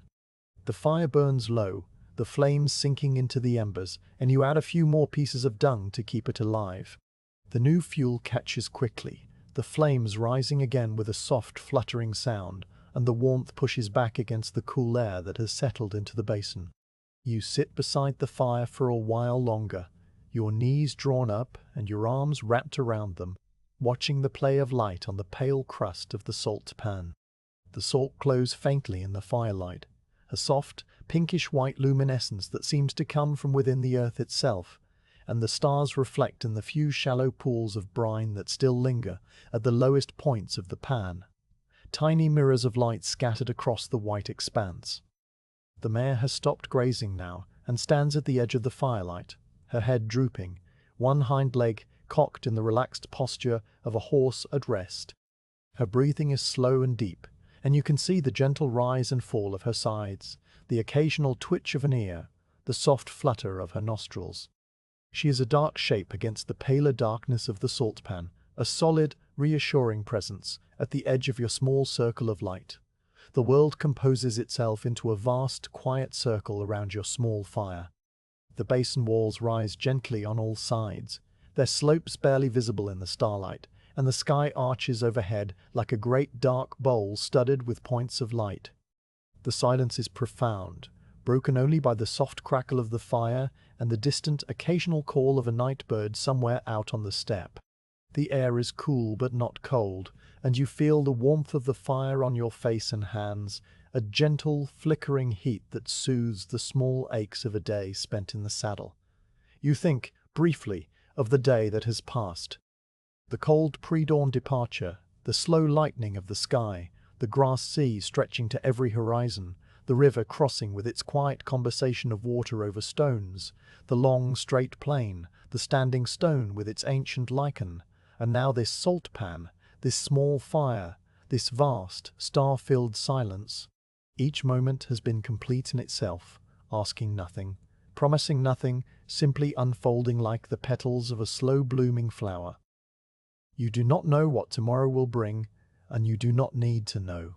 Tonight this is enough. The fire, the stars, the mare standing quietly at the edge of the light, the soft bed of felt waiting for you. You rise and walk a few paces away from the fire to relieve yourself, your boots crunching softly on the sandy soil. The stars seem even brighter away from the firelight, a dazzling profusion of light that fills the sky from edge to edge. You stand for a moment looking up at them, feeling the immensity of the universe pressing down upon you, and the feeling is not one of insignificance, but of belonging, a small part of a vast and quiet whole. Then you walk back to the fire, add one more piece of dung to the embers, and settle yourself onto your sleeping roll. You pull the sheepskin coat over you like a blanket, the fleece warm and soft against your chin, and you lie on your back looking up at the stars. The fire crackles softly beside you, a companionable sound, and the mare shifts her weight once, a soft thump in the dark. Your body relaxes into the felt mat, the tension of the day's ride draining away, and your breathing slows to match the deep, steady rhythm of the horse. Your eyes grow heavy, and you let them close, feeling the warmth of the fire on your face and the cool air on the back of your head. Sleep comes slowly, gently, a soft tide that rises around you without any suddenness. You drift for a while in a state between waking and sleeping, aware of the firelight flickering against your closed eyelids, aware of the distant stars still shining overhead, aware of the mare's quiet presence nearby. The sounds of the night, blend into a low, continuous murmur. The crackle of the embers, the soft sigh of a breeze stirring the salt grass, the distant, almost inaudible call of that single night bird. And then, without noticing the exact moment, you are asleep. A small, still figure, wrapped in wool and felt, lying beside a dying fire in a shallow basin on the endless steppe, the salt pan gleaming faintly pink in the starlight, the horse standing guard at the edge of the dark. You do not sleep deeply, but drift in and out of a restful awareness, the way a scout learns to rest without ever fully leaving the world. The felt sleeping roll beneath you is thick and warm, and you lie on your back with your head resting on the bundled sheepskin coat, your eyes open to the dark. The fire has died down to embers, a small pulsing glow that breathes orange and then grey, keeping time with the soft night breeze that passes over the salt pan. The mare stands somewhere to your right, her presence felt rather than seen, a solid darkness within the larger darkness, and every now and then you hear the soft thump of her hoof shifting, or the gentle tear of grass as she grazes the tough salt-tolerant plants at the edge of the pan. The night sky above you is immense, a deep dark blue-black that is crowded with stars from horizon to horizon. There is no moon tonight, or if there is a moon it has not yet risen, and the stars have the sky to themselves, untroubled by any brighter light. They are so many and so bright that the constellations you know seem almost lost among the countless fainter stars that fill the spaces between them, a fine, sparkling dust that suggests more depth, more distance, a universe that goes on forever behind the visible points. You let your eyes wander across the sky without any purpose, tracing the familiar shapes and then losing them, finding new patterns and then letting them go. The Milky Way appears as a broad, dusty road of light, a wide band that arches from the northeastern horizon to the southwest, its edges soft and indefinite, its center thick with a pale, luminous haze. It is like a great river of faint light, and you watch it for a long time, letting your eyes follow its course across the sky. In the darker patches within the band, you can see small knots and clusters of stars, tiny, concentrated points of brightness, and you wonder, without any real curiosity, what they might look like up close. The thought drifts away, unanswered, and you are left with just the sight, the slow, silent river of light that has been there since before the steppe was a steppe, before the standing stone was raised, before the first horse was ridden across this grass. The fire embers settle with a soft, whispering crackle, a brief flare of sparks that rise a few inches and then vanish. The sound brings you back from the sky for a moment, and you turn your head to look at the fire's remains. A single small flame licks up from a half-burned piece of dung, blue at its base and orange at its tip, and you watch it dance for a few breaths before it dies back into the ember. The ember glows a deep, intense red, its edges pulsing with a faint, rhythmic light that seems to breathe in time with the breeze. The mare's shape is just visible now, her grey coat catching the faintest reflection of the embers, her head low, her ears relaxed. You close your eyes and let yourself drift, not into sleep, but into that shallow, floating place where the mind rests while the senses remain alert. You can still hear the night sounds, the soft hiss of the breeze over the salt crust, the distant, high-pitched call of some night bird far out on the steppe, the steady, rhythmic chewing of the mare as she grazes. These sounds are comforting, familiar, the same sounds you have heard on 100 nights just like this one. They tell you that the world is still here, still turning, still quiet, and you let them hold you in a loose, gentle embrace. After a time, you open your eyes again. The stars have moved. It is a subtle shift, barely noticeable, but you have been watching the sky long enough to know that the bright star that was just above the eastern horizon is now a little higher, and the constellation that was directly overhead is now slightly to the west. The sky is a great, slow wheel, and it turns around a point somewhere to the north, a point marked by a star that hardly moves at all, a steady, faithful light that the other stars circle in their patient, endless procession. You find that star now, dimmer than some of the others but constant, and you fix your eyes on it, letting it anchor you in the slow rotation of the night. The air cools further, and you feel the chill creeping through the edges of your felt sleeping roll. You reach down and pull the heavy sheepskin coat up over your chest, tucking it under your chin. The wool is warm from your body, and the thick fleece traps the heat, surrounding you with a comfortable, enclosed warmth.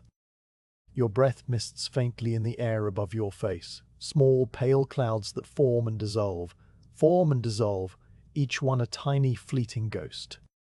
The salt pan itself seems to hold the cold, its pale crust glowing faintly with a phosphorescent light that is really just the starlight reflecting off the white crystals, a soft, eerie glow that makes the ground look like a shallow lake of milk.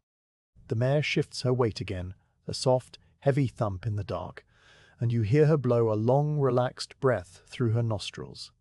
She is calm, completely at ease, and her calmness reassures you. If there were anything nearby, anything at all, she would know before you would, and she would tell you with a lifted head, a pricked ear, a tension in her stance. But she is relaxed, grazing and resting, and so you are relaxed too, drifting and resting, watching the stars wheel overhead in their slow, magnificent arc. A meteor streaks across the sky, a brief, bright line of white light that cuts through the stars and vanishes before you can fully register it. You see the trail it leaves behind, a faint, glowing streak that fades over a few heartbeats, and then the sky is whole again, unmarked. Meteors are common on nights like this, and you have seen hundreds of them in your life, but each one is a small, quiet gift, a moment of motion in a still sky, a reminder that the universe is alive and moving even when it seems most at rest. You wait to see if another will follow, but the sky remains still, the stars steady, the Milky Way undisturbed. The night deepens, and the silence deepens with it. Even the small sounds seem to fade, the breeze dying away to nothing, the mare pausing in her grazing to doze, the night bird falling silent somewhere far away. The world holds its breath, and you hold yours with it, suspended in the vast dark quiet of the steppe. The embers of the fire glow a last dull red, and then they too fade, the final heat dissipating into the cold air, the last light vanishing. You are alone in the dark, wrapped in wool and felt, your eyes on the stars, your body still and warm. You think for a moment of the great army that is somewhere behind you, many days away, still gathering, still preparing. Somewhere out there, in the darkness, other scouts are doing exactly what you are doing, lying under the same stars, watching the same slow wheel of the sky, resting in the same shallow, watchful sleep. The thought connects you to them, a thin thread of shared experience across the hundreds of miles of grass, and you feel a quiet, wordless kinship with those distant riders. Then the thought passes, and you are alone again, and the stars are still there, and the night is still deep. You turn onto your side, pulling the felt roll with you, and tuck your hands under your cheek. The new position is comfortable, your hip finding a natural hollow in the ground, your shoulder relaxing into the soft padding. From this angle, you can see the horizon to the east, a faint line of slightly lighter black where the sky meets the earth. There is no sign of dawn yet, not even the palest grey, but you know that it will come eventually, that the stars will fade and the sky will lighten and the sun will rise again over the endless grass. The knowledge is a quiet comfort, a certainty that needs no thought, no planning, no anticipation. The mare takes a few slow steps, her hooves crunching softly on the salt crust, and then she stops again, close enough now that you can hear her breathing clearly, a deep, slow rhythm that matches your own. You feel her presence like a warm, solid wall between you and the empty steppe, a guardian and a companion, and you are grateful for her in a way that has no words. She does not ask anything of you, and you do not ask anything of her. You simply travel together, day after day, across a land that is too big for either of you alone. The night watch continues, though there is nothing to watch for. The steppe is empty, the sky is clear, the silence is complete. You are not keeping watch against anything. You are simply awake, resting but alert, a part of the night as much as the stars and the salt pan and the sleeping mare. The hours pass without any marker, the stars moving in their slow arc, the cold deepening, your breath misting and fading. You drift up from the shallow rest, Open your eyes to check the sky, find everything as it should be, and drift down again, a slow, gentle oscillation between waking and sleeping that is as natural as breathing. A fox calls somewhere far to the north, a sharp, yipping bark that cuts through the silence and then fades. The mare's ears swivel, and you feel her attention sharpen for a moment before she relaxes again. The fox is far away, no threat, just another creature of the night going about its quiet business. You imagine it trotting through the dark grass, its red coat invisible in the starlight, its nose testing the air, its ears swiveling just like the mare's. The image is a pleasant one, and you hold it for a moment before letting it go, returning your attention to the stars. The Milky Way has shifted noticeably now, its band sliding westward, the dense bright core sinking toward the horizon. The star you fixed on earlier is still there, still steady, but the other stars have wheeled around it, the constellations tilting and turning in their slow, silent dance. You recognize the pattern of the great hunter, his belt of 3 bright stars now angled toward the west, his shoulder star glinting with a faint reddish hue. You recognize the 7 wanderers, the tight cluster of faint lights that your people call the sheep, now directly overhead, their small fuzzy glow, a familiar landmark in the starry sea. You greet these old friends without speaking, a quiet nod of recognition, and then you let your eyes close again. The cold continues to deepen, and you know that the hour just before dawn is the coldest of all. You pull the felt roll tighter around your body and curl your legs up slightly, conserving warmth. The sheepskin coat is heavy and warm against your chest, and you bury your nose in the fleece, breathing in the rich, oily smell of the wool. The smell is comforting, the same smell that filled the jar when you were a child, the same smell that clings to all your clothing, a constant companion that means home and safety and sleep. You drift again, and this time the drift is deeper, closer to true sleep. The sounds of the night fade into a soft, distant hum, and the stars behind your closed eyelids become a diffuse, gentle glow. You are aware of yourself, aware of the ground beneath you, aware of the mare standing nearby, but these awarenesses are muted, softened, as if they are happening to someone else. You are floating on the edge of dreams, and the dreams are peaceful, full of grass and sky and the slow, steady rhythm of walking hooves. When you open your eyes again, there is a change. The eastern horizon is no longer pure black. It has taken on the faintest possible tint of deep, dark blue, a shade just barely lighter than the sky above. The stars there, the ones closest to the horizon, seem a little dimmer, as if they are beginning to fade. Dawn is still a long way off, but it is coming. The night watch is drawing to its quiet end. You take a deep breath of the cold, clean air, and you settle deeper into your felt roll, watching the horizon, waiting for the light. Dawn arrives wrapped in a thin ground mist that lies in the low places like milk. You open your eyes to a world transformed, the sharp edges of the salt pans softened, the distant basin walls barely visible through a veil of pale grey.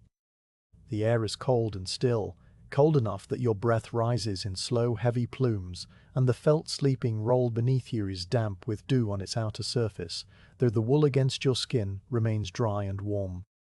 You lie motionless for a while, watching the mist drift in slow, silent currents, its surface smooth and opaque, hiding the ground beyond a few paces. The mare stands somewhere within that whiteness, a grey shape on the edge of visibility, her head low, her breath adding its own small clouds to the greater cloud. You rise slowly, pushing the sheepskin coat aside and sitting up in the nest of felt. The cold air rushes in around your shoulders, and you shiver once, a brief, involuntary shudder that passes as your body adjusts. You shake out your boots, holding each one upside down and tapping the sole with your palm, a habit born of a childhood lesson about scorpions and spiders that you have never forgotten, though you have never found anything worse than a few dry grass seeds.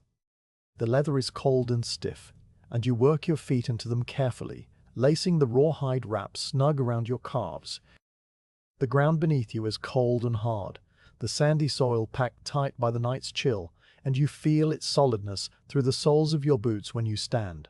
Breaking camp follows the same slow, practiced routine it has followed every morning of your adult life. You fold the felt sleeping roll in half lengthwise and then roll it tightly from the foot end, pressing out the air, smoothing the wrinkles. The roll is tied with 2 leather thongs, and you pull them snug, testing the knots with a tug. The sheepskin coat you drape over your shoulders for now, letting its warmth settle around you while you work. You gather the few pieces of unburned dung from the edge of the fire pit and scatter them into the grass, erasing the small circle of ashen embers with the side of your boot until the ground looks as it did before you arrived. The tripod and the copper pot go into the saddlebag, the pot still faintly greasy from last night's soup, and you wipe it out with a handful of dry grass before stowing it. The mare comes willingly when you whistle softly, a low 2-note sound that carries through the mist. She materializes out of the whiteness, her hooves making no sound on the soft, sandy soil, her grey coat beaded with tiny droplets of moisture that catch the faint dawn light and glisten like a dusting of fine silver. She walks up to you and lowers her head, and you stroke the warm, coarse hair of her forehead, feeling the solid bone beneath, the soft prick of her ears. The hobbles come off easily, the leather cuffs unbuckled and stowed, and she stands patiently while you lift the felt saddle pad onto her back, smoothing it down, then the saddle frame, then the girth straps, each buckle and knot familiar to your fingers. As you lead her away from the salt pan, walking beside her with the reins looped over your arm, a red fox appears at the edge of the mist. It is simply there, suddenly, where a moment before there was only white. It stands at the very limit of visibility, its sharp, delicate face turned toward you, its ears pricked forward, its brush of a tail held low and still. Its coat is a deep, rusty red, the color of autumn bracken, with dark stockings on its lower legs and a white tip to its tail that catches the light like a small bright flag. The fox pauses, regards you with mild curiosity, its black nose twitching as it tests the air, its bright, intelligent eyes meeting yours without any trace of fear. You stop walking, and the mare stops beside you, her ears swiveling forward, her attention fixed on this small, wild visitor. For a long, quiet moment, nothing moves. The mist swirls gently around the fox's legs, and the sun, still hidden below the horizon, sends a diffuse golden light through the haze, turning the fox's coat to burnished copper. The animal is small, smaller than you would have expected, its body lean and compact, its movements economical. It blinks once, slowly, and then it turns its head to look back over its shoulder, as if it has heard something in the mist that you cannot hear. Then, with no sign of hurry or alarm, it trots away into the haze, its body dissolving from red to grey to nothing, the white tip of its tail the last thing to vanish. The mare blows a soft breath through her nostrils, a quiet, horsey comment on the encounter, and then she lowers her head and resumes her calm, patient waiting. You mount and ride on, the mist burning off as the sun strengthens. The first true light of dawn spills over the eastern rim of the basin, a wash of pale gold that touches the top of the mist and turns it from grey to pearl, from pearl to a soft, glowing white. The light seeps downward, thinning the mist, and you begin to see the shapes of the land emerging, the gentle slopes of the basin, the scattered clumps of saltgrass, the white crust of the pan reflecting the sky. The mare walks with her usual steady pace, her hooves crunching softly on the salt-encrusted soil, and you feel the slight warmth of the sun on your left cheek, the first real warmth of the new day. The mist burns off in layers, the thinnest wisps vanishing first, the heavier pockets lingering in the low hollows and draws. You ride through patches of clarity and patches of haze, the world flickering between sharp focus and soft, muted indistinctness. In the clearings, the grass is crisp and bright, each blade edged with a fine line of frost that melts as you watch, turning to tiny beads of water that slide down the stems and vanish into the soil. In the haze, everything is softened, the distance is uncertain, the horizon a suggestion rather than a line, and the mare seems to float through a world without edges. As the mist finally lifts, revealing again the endless grass, you notice that the steppe has changed in the night. It is a subtle change, the kind of change that only a rider who has crossed many miles of grass would notice, but it is there. The grass is a little greener, the pale straw of yesterday given a faint, fresh tint by the night's moisture. The soil underfoot is darker, still damp from the mist, and the air carries a clean, washed scent, the smell of wet earth and growing things. Small, scattered wildflowers are now visible, blooms that were hidden yesterday by the dryness and the dust, but have opened in the cool of the morning, small white and yellow flowers that nod in the morning breeze. The white flowers are tiny, star-shaped, with 5 petals that spread flat around a central cluster of pale yellow stamens. They grow on thin, wiry stems that rise just above the grass, and they tremble in the slightest movement of air, a constant, delicate shiver that catches the light. The yellow flowers are even smaller, tight clusters of button-like blooms that hug the ground, their color bright and cheerful against the pale green of the grass. You pass over whole patches of them without the mare breaking a single stem, her hooves finding the bare spaces between, and the flowers close behind you as if you had never been there. The sun climbs higher, and the warmth becomes more pronounced. You remove the sheepskin coat and tie it behind the saddle again, feeling the cool air on your arms through the sleeves of your wool deal. The mare's coat dries quickly in the sun, the moisture evaporating in a faint, ghostly steam that rises from her shoulders and flanks. She shakes her head once, her mane flapping, and then settles back into her steady walk, her ears flopping with each stride, her tail swishing occasionally to chase away a fly that has not yet appeared. The landscape begins to rise slightly, the flat basin floor giving way to a long, gentle slope that leads up to the level of the surrounding steppe. The mare climbs it without effort, her pace unchanged, her breathing deep and regular. At the top, the world opens up again, the full circle of the horizon restored, the sky a vast pale blue dome that arches from edge to edge. The salt pan is behind you now, hidden in its hollow, and the steppe ahead is the same steppe you have been riding through for days, endless and patient and still. A small flock of birds passes overhead, their wings beating rapidly, their calls a series of high, sweet notes that trail behind them as they fly. They are heading north, toward the distant mountains you cannot see, and you watch them until they become specks. Then memories, the mare does not look up. She has seen 1,000 flocks. The grass whispers against her legs, and the wildflowers nod, and the sun climbs, and the day settles into its long, quiet rhythm. You ride on through the morning, the mist and the fox already fading into the soft, blurred past of the journey. The steppe continues to unfold around you, revealing its small details one after another.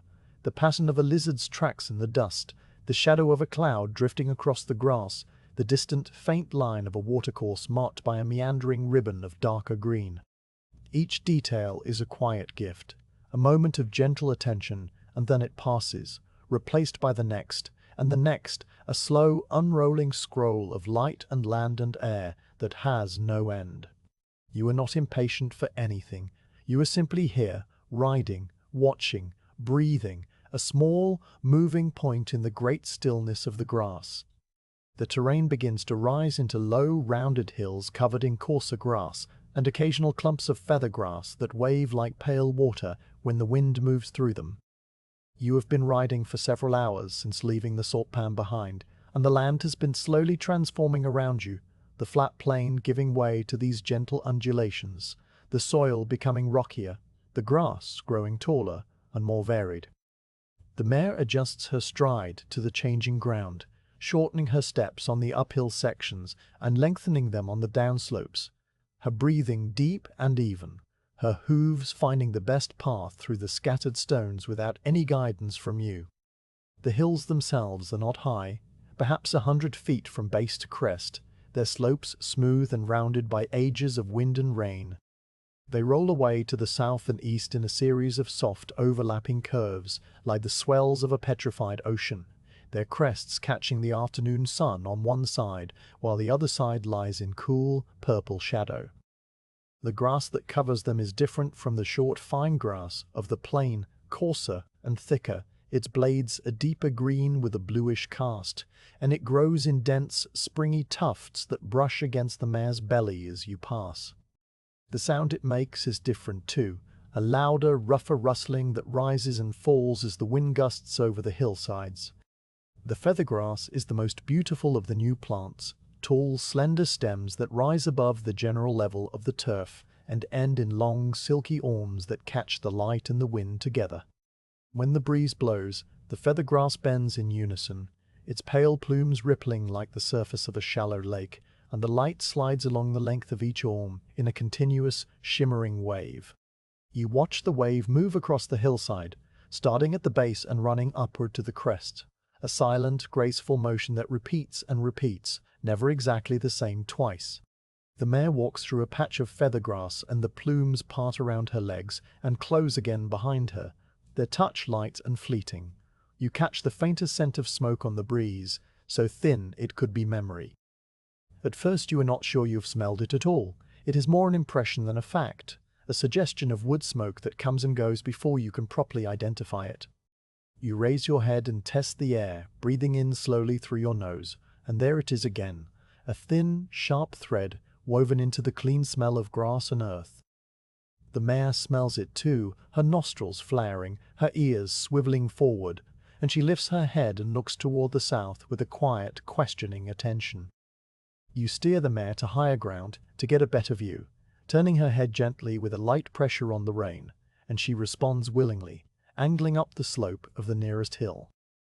The climb is steeper than the others you have crossed today, and the mare leans into it, her hindquarters bunching and releasing, her breath coming a little harder. You lean forward in the saddle to help her balance, your hands resting lightly on her neck, and within a few minutes you reach the crest, a broad, rounded summit covered in short, wind-clipped grass and a few scattered, lichen-covered stones. From this elevation, the land unfolds below you in a wide panorama of hills and shallow valleys, the grass rippling in the breeze, the shadows of clouds drifting across the slopes in slow, silent procession. You scan the horizon carefully, your hand shading your eyes from the bright afternoon sun, and in the far, far distance you can just make out a thin grey line of smoke rising from what must be a small camp of fellow scouts or a hunting party. The smoke rises straight up for a short distance, then bends and spreads as it catches a higher current of air, dissipating into a faint, hazy plume that is barely visible against the pale blue of the sky. Below the smoke, you think you can see a darker patch that might be a cluster of horses, or might be the shadow of a cloud, or might be nothing at all. It is too far to reach today, and you feel no need to alter your route. The smoke is perhaps 10 miles away, perhaps 15, and by the time you could cover that distance the day would be ending. Besides, there is no urgency in meeting other riders. You are all scouts, all moving ahead of the great army, and your paths will cross when they cross, or they will not, and neither outcome matters very much. You look at the smoke for a long moment, fixing its location in your memory, noting the shape of the hills around it, the pattern of the shadows, the angle of the sun. Then you turn your attention back to your own immediate surroundings, and you let the mare choose her way down the far side of the hill. You continue along the contour of the hill, the mare's hooves pressing into soft soil. Rather than descending directly into the next valley, you angle across the slope, following a natural line where the ground is level enough for easy walking, and the mare settles into her steady rhythm with a satisfied snort. The contour path takes you through a varied landscape, patches of feather grass giving way to low shrubs with small waxy leaves, then to open areas of bare, stony ground, where small lizards bask on flat rocks and skitter away as your shadow passes over them. The shrubs have a sharp, aromatic scent when the mare brushes against them, a clean, medicinal smell that reminds you of the herbs your mother used to burn in the jar to cleanse the air.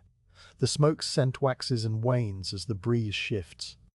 For a while it is strong enough that you can taste it faintly at the back of your throat, a dry, woody taste that conjures images of a small, tidy fire, a pot of tea hanging over the flames, riders sitting cross-legged on the ground. Then the breeze turns and the scent vanishes completely, replaced by the clean smell of grass and the faint sweet perfume of some hidden flower. Then the wind shifts again, and the smoke returns, fainter now, more distant, as if the fire is burning low or the camp is being packed up. You wonder, without any real curiosity, who the riders are and what they have seen on their own journeys, And then the thought passes and you are simply riding again. The mare's steady walk, the sun on your neck, the hills rolling on. The afternoon light turns everything a deep, honeyed gold. The sun has passed its peak and is now sliding down the western sky, its angle lower, its color warmer, and the whole landscape is bathed in a rich amber glow that makes the hills look soft and rounded, as if they were carved from old wood and polished smooth. The shadows stretch out long and dark behind every stone, every shrub, every tuft of feathergrass, creating a landscape of sharp contrast, gold and indigo side by side. The mare's grey coat glows with a warm, coppery sheen, and your own hands on the reins look dark and weathered, the lines of your knuckles picked out in sharp relief. You pass through a shallow valley between two hills, its floor covered in a dense growth of grass that reaches up to the mare's knees. A small stream runs through the center of the valley, its water clear and cold, its bed a narrow strip of smooth, dark stones. The mare stops to drink without any signal from you, lowering her head and sucking up the water in long, slow pulls, and you let her drink her fill while you look around at the valley walls rising gently on either side. The grass here is lush and green, fed by the stream's moisture, and a few small birds flit among the stems, their calls soft and musical. A dragonfly hovers over the water, its wings a blur of motion, its body a slender needle of iridescent green, and then it darts away upstream and vanishes into the golden light. The mare lifts her head, water dripping from her muzzle, and you turn her away from the stream and continue along the valley floor. The ground here is softer, the soil damp and dark, and the mare's hooves leave deep, clear prints that fill slowly with water. The valley curves gently to the south, following the course of the stream, and you follow its curve. The hills on either side gradually lowering, the valley widening until you emerge onto another open slope covered in feathergrass and coarse tufted grass. The scent of smoke has faded now, and you cannot find it again, no matter how you test the air. The distant camp is behind you, hidden by the hills, and the riders there are going about their own quiet business, unaware of your passage, just as you are unaware of theirs. The steppe is big enough for all of you, big enough for 1,000 riders and 1,000 fires, and you move through it without leaving any more trace than a bird's shadow on the grass. You stop at the top of a low rise and look back the way you have come. The hills you have crossed are laid out behind you in a series of golden curves, their crests bright, their valleys dark with shadow, and the line of your path is invisible, erased by the grass and the wind. The salt pan is far behind you now, a full morning's ride away, and the camp you left 2 nights ago is farther still, a memory of warmth and felt walls and the smell of millet tea. You feel a quiet satisfaction at the distance you have covered, not a prideful satisfaction, but a simple factual one, the knowledge that you have done your job well and are continuing to do it, mile after mile, day after day. The mare turns her head and looks at you, her dark eye calm and patient, and you realize you have been sitting still for several minutes. You stroke her neck and give her the signal to move on, and she resumes her walk down the gentle slope, her hooves crunching softly on the dry grass. The sun is lower now, the gold deepening into amber, and the shadows are longer, stretching out ahead of you like dark guides pointing south. You ride on through the late afternoon, the hills gradually flattening, the feather grass giving way to shorter, coarser grass as the soil becomes rockier and drier. The landscape opens up again, the hills sinking back into the plain, and by the time the sun is a hand's breadth above the horizon, you are on flat ground once more, the steppe stretching ahead of you in a broad, golden sweep.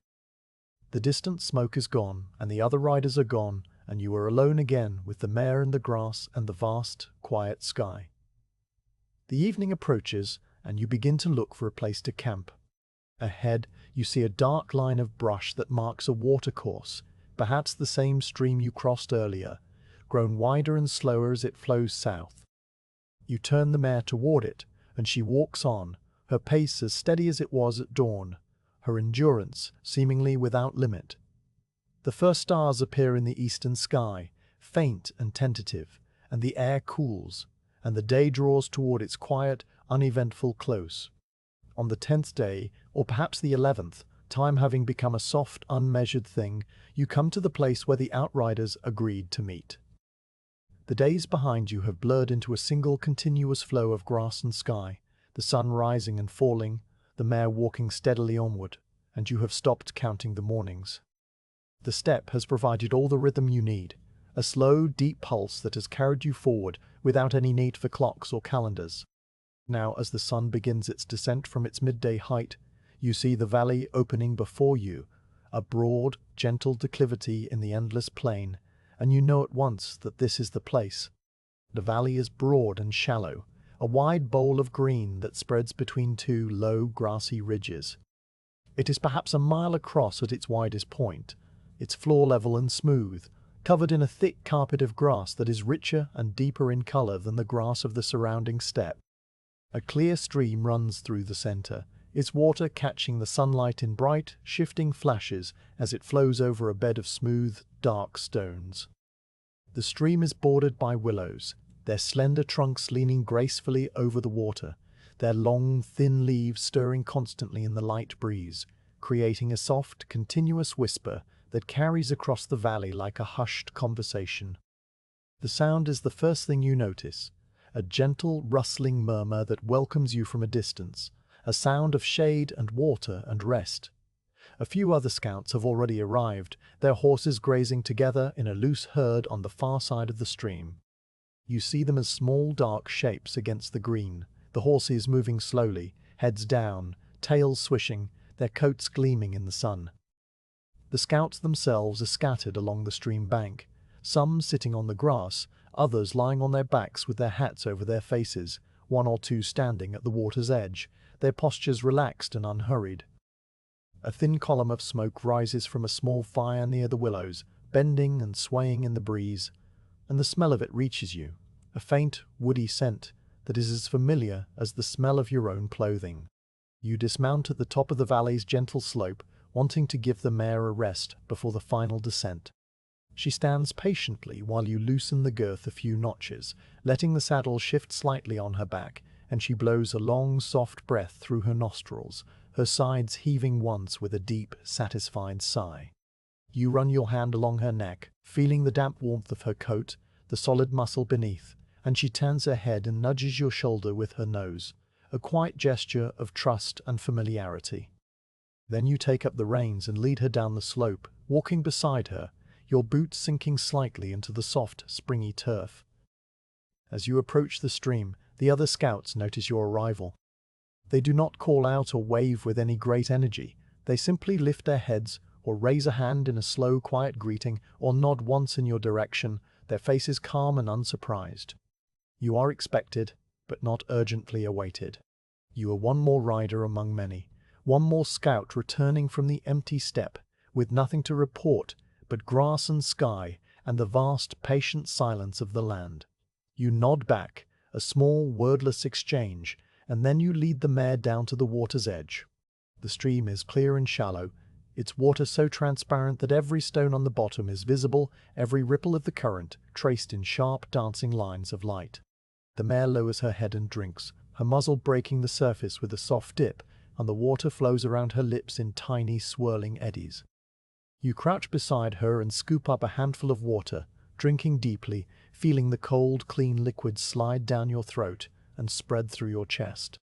The taste is faintly sweet, touched with the green taste of the willows and the mineral tang of the stones, and it is the best water you have tasted in days. You drink again, and then splash a little on your face and the back of your neck, the cold shocking your sun-warmed skin pleasantly. You loosen the mare's girth completely and lift the saddle from her back, setting it on the grass under the shade of a willow. The felt pad beneath is damp with sweat, and you drape it over a low branch to air, smoothing it flat with your palms. The mare shakes herself, a full-body shudder that starts at her ears and ripples all the way to her tail, and then she wanders off toward the herd of horses, her steps slow and relaxed. One of the other horses, the sturdy bay gelding, lifts his head and nickers softly, and the mare nickers back, a low, throaty sound, and then she drops her head and begins to graze, fitting herself into the loose, easy company of the herd. You walk along the stream bank toward the small fire, your boots crunching softly on the gravel. The other scouts are gathered in a loose semicircle around the fire, though none of them are tending it particularly. The fire is simply there, a small, cheerful blaze that has been fed with dry willow twigs and a few chunks of dung, its flames dancing and crackling in the shade of the trees. You find a spot on the grass a comfortable distance from the others, and you sit down, your back against a smooth, sun-warmed boulder, your legs stretched out in front of you. The ground is soft and cool, and the willow leaves whisper overhead, a constant, soothing sound that blends with the murmur of the stream. No one speaks much. The scouts are men you recognize, some from your own clan, others from allied clans, all of them experienced riders who have spent many days alone on the steppe. Their faces are weathered and calm, their eyes quiet, and they sit in the easy silence of people who do not need to fill every moment with words. One man is mending a tear in his leather boot, his needle moving in and out with slow, precise stitches. Another is sharpening his knife on a smooth stone, the blade making a soft, rhythmic scraping sound. A third is simply lying on his back, his hat over his face, his chest rising and falling in the deep, even rhythm of sleep. No one asks you what you have seen, and you do not volunteer anything. The reports will be given later, around the evening fire perhaps, or when the commander arrives. For now, there is only rest. You build a small fire of your own, not because you need the warmth, but because the act of building a fire is a comfort, a familiar ritual that marks the end of the day's travel. You gather a handful of dry twigs from under the willows, their bark smooth and grey, and you arrange them in a small, neat cone over a nest of dry grass. Your flint striker throws a shower of sparks, and the grass catches almost immediately, a tiny, bright flame that spreads to the twigs and begins to crackle. You add a few larger pieces of wood, fallen willow branches that snap easily under your foot, and soon you have a small, steady fire of your own, its smoke rising in a thin, pale column to mingle with the smoke of the other fires. You prepare your meal slowly, taking each item from your saddlebag with the same unhurried care. The copper pot comes out first, dented and blackened from many fires, and you fill it with water from the stream. You add a handful of millet, the grain spilling from your palm in a pale, rattling stream, and then several strips of dried meat, cut into small pieces with your belt knife. The knife slides through the meat easily, the fibers parting with a soft, satisfying resistance, and you add the pieces to the pot one by one. You hang the pot over the fire on a simple tripod of green willow branches that you cut with the same knife, and you settle back to wait, watching the flames curl around the bottom of the pot, listening to the water begin its slow, gentle simmer. The valley is peaceful, the stream's murmur steady, and the waiting is easy, because there is nothing else to do but be still and let the land hold you. The sun has passed its peak and is now sliding down the western sky, its light turning from gold to amber, the shadows of the willows stretching long and dark across the grass. The breeze moves through the leaves, and they rustle and whisper, a sound that has been the same for 1,000 years and will be the same for 1,000 more. The horses graze quietly, their tails swishing, their hooves making soft thuds on the turf, and the smoke from the fires drifts upward in slow, lazy coils. You look around at the valley, at the green bowl of grass, at the clear stream, at the willows with their trailing branches, and you feel a deep, quiet peace settle into your bones. This place has been a gathering place for a long time, you realize. Perhaps for generations, perhaps for centuries, riders have been coming to this valley, watering their horses, building their fires, resting in the shade of the same willows. The grass has been grazed and regrown, the stream has flowed and frozen and flowed again, and the valley has held them all, patient and unchanging, asking nothing, remembering nothing. You are part of that now, a small temporary part, and the thought is comforting. The soup begins to bubble, and the smell of cooking millet and meat rises with the steam, a warm, savory scent that makes the other scouts glance over and smile slightly. You stir the pot with your wooden spoon, watching the millet grains swell and soften, the meat darkening and becoming tender. When the soup is ready, you lift the pot from the fire and set it on the grass to cool, and you eat slowly, spooning the warm broth into your mouth, feeling it warm you from the inside out. The taste is simple and good, the taste of travel and home and the open steppe all at once, and you eat every last drop, scraping the bottom of the pot with the spoon. After the meal, you clean the pot with a handful of grass and a little water from the stream, scrubbing the blackened copper until it is smooth and clean. You pack it away in your saddlebag, and then you lean back against the boulder and close your eyes for a moment. The sounds of the valley wash over you, the whisper of the willows, the murmur of the stream, the soft, distant nickers of the horses, the quiet, occasional voices of the other scouts as they speak in low, unhurried tones. You do not listen to the words, only to the sound, a gentle, human music that blends with the music of the water and the wind. The afternoon deepens into evening, and the sky begins to take on the soft, rosy colors of sunset. The gold of the sun turns to pink, and the pink turns to a deep, glowing orange that spreads across the western horizon like a slow, silent fire. The clouds, what few there are, catch the light and turn to shades of coral and rose and pale lavender, and the whole valley is bathed in a warm, luminous glow that makes everything look soft and slightly unreal. The horses stand motionless, their coats gleaming like polished copper, and the willows are transformed into dark, graceful silhouettes against the bright sky. You watch the sunset without any sense of urgency, letting the colors wash over you, letting the light fade by imperceptible degrees. The other scouts are watching too, their faces turned toward the west, their expressions calm and thoughtful. No one speaks, there is nothing to say. The sunset is a gift, a moment of quiet beauty at the end of a long journey, and you accept it as you have accepted everything else on this ride, with patience and stillness and a quiet, grateful heart. The first stars appear, faint and tentative, in the darkening east. The stream continues its steady murmur, and the willow leaves continue their whisper, and the fire crackles softly as you add a few more twigs. You stretch out on the grass, your head resting on your saddle pad, your sheepskin coat pulled over you like a blanket, and you look up at the sky.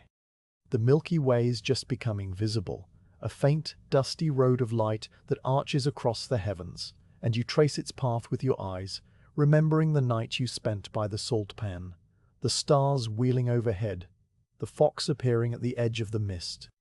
That memory is distant now, soft and blurred, but it brings with it a sense of continuity, a sense that all the days of your journey are connected, a single, unbroken thread of grass and sky and quiet. You think of the great army that is still many days behind you, a distant rumble far over the horizon. Somewhere out there, beyond the hills and the plains and the river crossings, thousands of riders are making their way toward this valley, their horses' hooves beating a slow, steady rhythm on the steppe, their carts creaking, their herds of sheep and goats flowing across the grass like slow, woolly rivers. They will arrive eventually, and when they do, this quiet valley will fill with noise and movement and life, with the shouts of children and the barking of dogs and the endless, cheerful chaos of a great camp on the move. But that is still days away, perhaps a week or more, and for now the valley is quiet and the waiting is easy. You are a scout, and your job is to ride ahead and see what there is to see and then to wait for the army to catch up. You have done the first part, and now you are doing the second part, and there is nothing more to be done. You can rest, truly rest, without the need to keep one ear open for danger, without the need to rise before dawn and ride on. The valley will hold you, the stream will give you water, the horses will graze, and the days will pass in a slow, gentle rhythm of eating and sleeping and sitting by the fire. The thought is deeply, profoundly satisfying, a quiet contentment that fills you from head to foot. You close your eyes for a moment, and the sounds of the valley become clearer, more distinct. The stream's murmur is a low, continuous note, a bass line beneath the higher, rustling whisper of the willows. The fire crackles and pops, a percussive, irregular rhythm that weaves in and out of the other sounds. Far away, an owl calls once, a soft, mellow hoot that echoes across the valley and fades. The horses breathe and shift and chew, their sounds blending into a gentle, living background. And beneath it all, the silence of the steppe, the great, patient silence that has been your companion for 10 days, or perhaps 11, the silence that holds everything and asks nothing. You feel the ground beneath you, solid and cool, the grass soft against your cheek. You feel the warmth of the fire on your face and the slight chill of the evening air on the back of your neck. You feel the slow, steady beat of your own heart, a rhythm that matches the rhythm of the stream, the rhythm of the willow leaves, the rhythm of the horse's breathing. You are part of the valley now, part of the waiting, part of the long, slow flow of time that moves across the steppe without any hurry. The story ends with the sound of water and wind and the unhurried patience of a scout who has ridden far and found only quiet. You do not open your eyes again. You simply lie there, suspended between waking and sleep, the fire burning low beside you, the stream murmuring its endless song, the willows whispering their quiet secrets. The great army is coming, but not yet. For now, there is only this moment, this peace, this stillness, and it is enough.